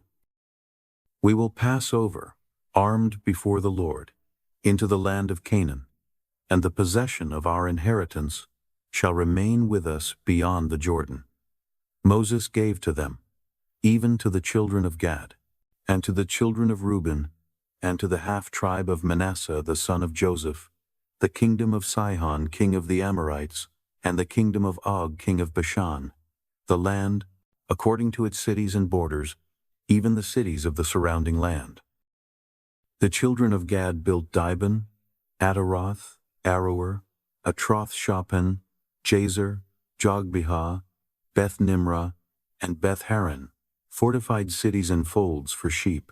The children of Reuben built Heshbon, Elealeh, Kiriathaim, Nebo, and Baal-Meon, their names being changed, and Sibmah. They gave other names to the cities which they built. The children of Machir the son of Manasseh went to Gilead, took it, and dispossessed the Amorites who were therein. Moses gave Gilead to Machir the son of Manasseh, and he lived therein. Jair the son of Manasseh went and took its villages, and called them Havoth Jair. Nobah went and took Kenath and its villages, and called it Nobah after his own name. Chapter 33. These are the journeys of the children of Israel, when they went out of the land of Egypt by their armies under the hand of Moses and Aaron. Moses wrote the starting points of their journeys by the commandment of the Lord. These are their journeys, according to their starting points. They traveled from Ramses in the first month, on the 15th day of the first month. On the next day after the Passover, the children of Israel went out with a high hand in the sight of all the Egyptians, while the Egyptians were burying all their firstborn, whom the Lord had struck among them. The Lord also executed judgments on their gods. The children of Israel traveled from Ramses, and encamped in Succoth. They traveled from Succoth, and encamped in Etham, which is in the edge of the wilderness. They traveled from Etham, and turned back to Pihahiroth, which is before Baal-Zephon, and they encamped before Migdol. They traveled from before Hahiroth, and crossed through the middle of the sea into the wilderness. They went 3 days' journey in the wilderness of Etham, and encamped in Marah. They traveled from Marah, and came to Elim. In Elim there were 12 springs of water, and 70 palm trees, and they encamped there. They traveled from Elim, and encamped by the Red Sea. They traveled from the Red Sea, and encamped in the wilderness of Sin. They traveled from the wilderness of Sin, and encamped in Dophkah. They traveled from Dophkah, and encamped in Alush. They traveled from Alush, and encamped in Rephidim, where there was no water for the people to drink. They traveled from Rephidim, and encamped in the wilderness of Sinai. They traveled from the wilderness of Sinai, and encamped in Kibroth-Hattava. They traveled from Kibroth-Hattava, and encamped in Hazeroth. They traveled from Hazeroth, and encamped in Rithmah. They traveled from Rithmah, and encamped in Rimmon-Perez. They traveled from Rimmon-Perez, and encamped in Libnah. They traveled from Libnah, and encamped in Rissah. They traveled from Rissah, and encamped in Kehelatha. They traveled from Kehelatha, and encamped in Mount Shepher. They traveled from Mount Shepher, and encamped in Harada. They traveled from Harada, and encamped in Makheloth. They traveled from Makheloth, and encamped in Tahath. They traveled from Tahath, and encamped in Terah. They traveled from Terah, and encamped in Mithkah. They traveled from Mithkah, and encamped in Hashmonah. They traveled from Hashmonah, and encamped in Moseroth. They traveled from Moseroth, and encamped in Bene Jaakan. They traveled from Bene-Jaakan, and encamped in Hor-Haggidgad. They traveled from Hor-Haggidgad, and encamped in Jotbatha. They traveled from Jotbatha, and encamped in Abrona. They traveled from Abrona, and encamped in Ezion-Geber. They traveled from Ezion-Geber, and encamped at Kadesh, in the wilderness of Zin. They traveled from Kadesh, and encamped in Mount Hor, in the edge of the land of Edom. Aaron the priest went up into Mount Hor at the commandment of the Lord, and died there, in the 40th year after the children of Israel had come out of the land of Egypt, in the 5th month. On the 1st day of the month, Aaron was 123 years old when he died in Mount Hor. The Canaanite king of Arad, who lived in the south in the land of Canaan, heard of the coming of the children of Israel. They traveled from Mount Hor, and encamped in Zalmonah. They traveled from Zalmonah, and encamped in Punon. They traveled from Punon, and encamped in Oboth. They traveled from Oboth, and encamped in Iye-Abarim, in the border of Moab. They traveled from Aim, and encamped in Dibon-Gad. They traveled from Dibon-Gad, and encamped in Almon-Diblathaim. They traveled from Almon-Diblathaim, and encamped in the mountains of Abarim, before Nebo. They traveled from the mountains of Abarim, and encamped in the plains of Moab by the Jordan at Jericho. They encamped by the Jordan, from Beth-Jeshemoth even to Abel-Shittim in the plains of Moab. The Lord spoke to Moses in the plains of Moab, by the Jordan at Jericho, saying, Speak to the children of Israel, and tell them, When you pass over the Jordan into the land of Canaan, then you shall drive out all the inhabitants of the land from before you. Destroy all their stone idols, destroy all their molten images, and demolish all their high places. You shall take possession of the land, and dwell therein. For I have given the land to you to possess it. You shall inherit the land by lot, according to your families. To the larger groups you shall give a larger inheritance, and to the smaller you shall give a smaller inheritance. Wherever the lot falls to any man, that shall be his. You shall inherit according to the tribes of your fathers. But if you do not drive out the inhabitants of the land from before you, then those you let remain of them will be like pricks in your eyes, and thorns in your sides. They will harass you in the land in which you dwell. It shall happen that as I thought to do to them, so I will do to you. Chapter 34. The Lord spoke to Moses, saying, Command the children of Israel, and tell them, When you come into the land of Canaan, this is the land that shall fall to you for an inheritance, even the land of Canaan, according to its borders. Then your south quarter shall be from the wilderness of Zin along by the side of Edom, and your south border shall be from the end of the salt sea eastward. Your border shall turn about southward of the ascent of Akrabim, and pass along to Zin, and it shall pass southward of Kadesh Barnea, and it shall go from there to Hazar Adar, and pass along to Asmon. The border shall turn about from Asmon to the brook of Egypt, and it shall end at the sea. For the western border you shall have the great sea and its border. This shall be your west border. This shall be your north border. From the great sea you shall mark out for yourselves Mount Hor. From Mount Hor you shall mark out to the entrance of Hamath, and the border shall pass by Zedad. Then the border shall go to Ziphron, and it shall end at Hazar Enan. This shall be your north border. You shall mark out your east border from Hazar Enan to Shechem. The border shall go down from Shechem to Riblah, on the east side of Ain. The border shall go down, and shall reach to the side of the sea of Chinnereth eastward. The border shall go down to the Jordan, and end at the salt sea. This shall be your land, according to its borders around it. Moses commanded the children of Israel, saying, This is the land which you shall inherit by lot, which the Lord has commanded to give to the 9 tribes, and to the half-tribe.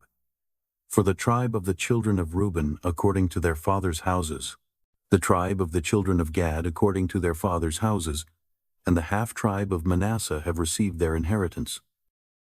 The 2 tribes and the half-tribe have received their inheritance beyond the Jordan at Jericho eastward, toward the sunrise. The Lord spoke to Moses, saying, These are the names of the men who shall divide the land to you for inheritance: Eleazar the priest, and Joshua the son of Nun. You shall take 1 prince of every tribe to divide the land for inheritance. These are the names of the men. Of the tribe of Judah, Caleb the son of Jephunneh. Of the tribe of the children of Simeon, Shemuel the son of Ammihud.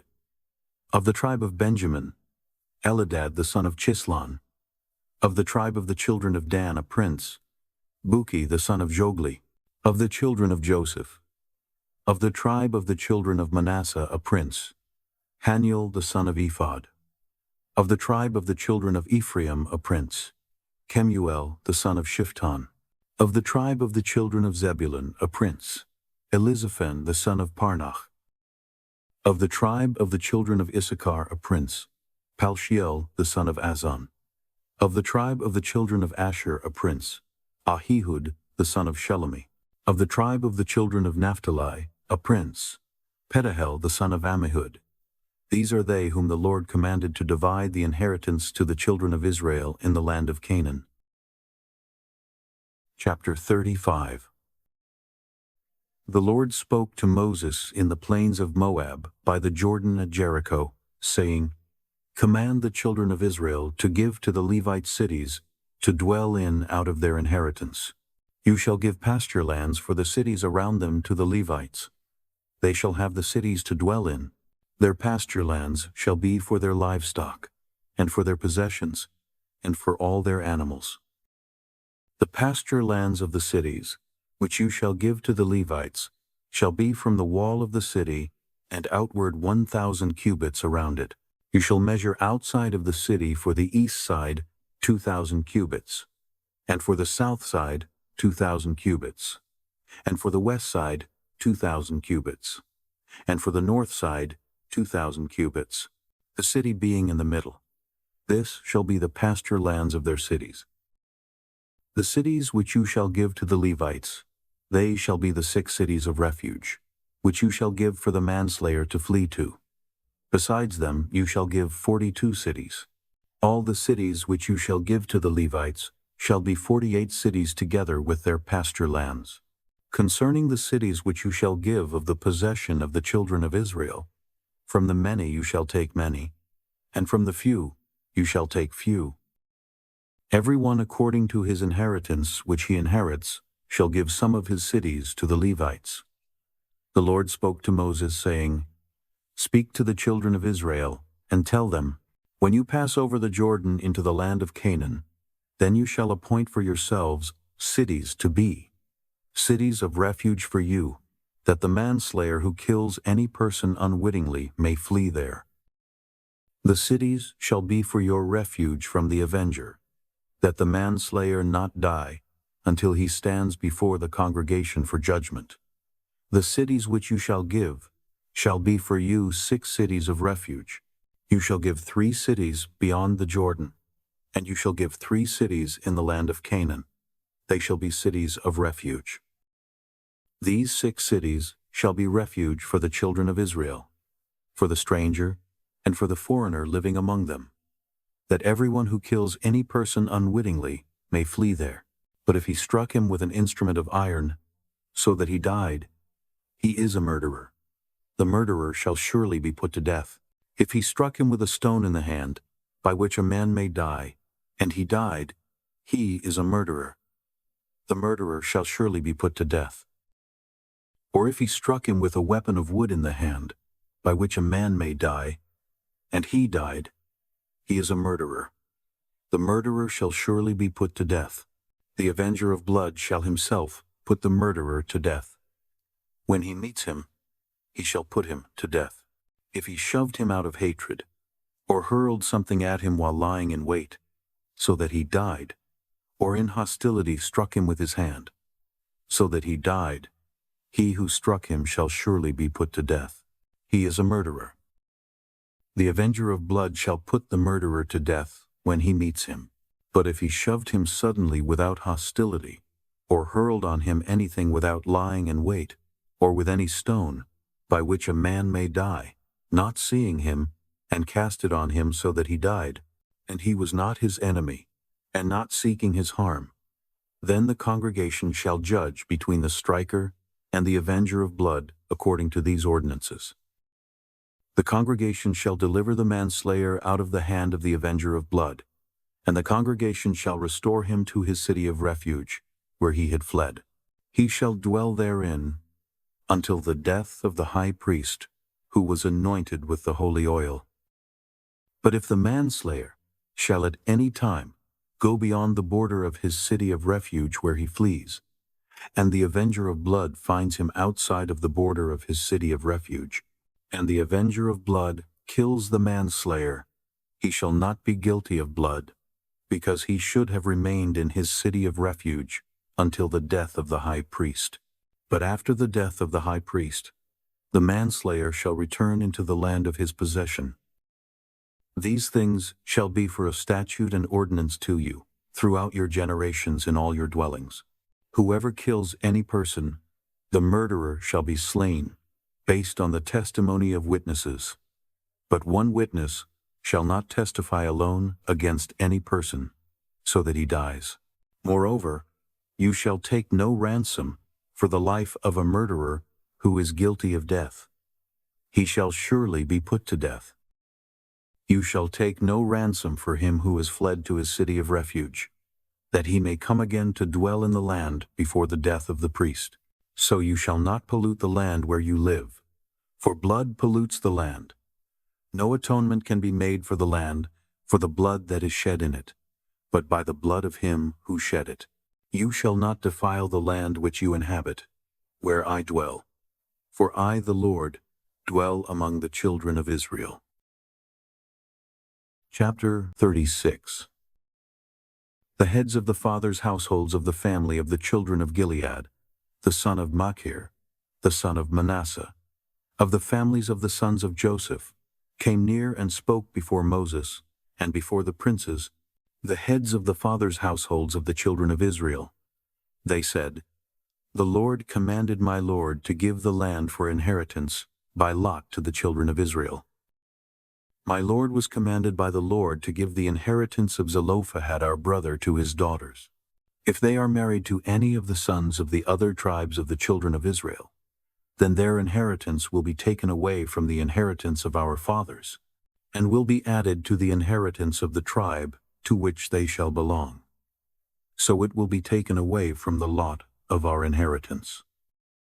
When the Jubilee of the children of Israel comes, then their inheritance will be added to the inheritance of the tribe to which they shall belong. So their inheritance will be taken away from the inheritance of the tribe of our fathers. Moses commanded the children of Israel according to the Lord's word, saying, The tribe of the sons of Joseph speak what is right.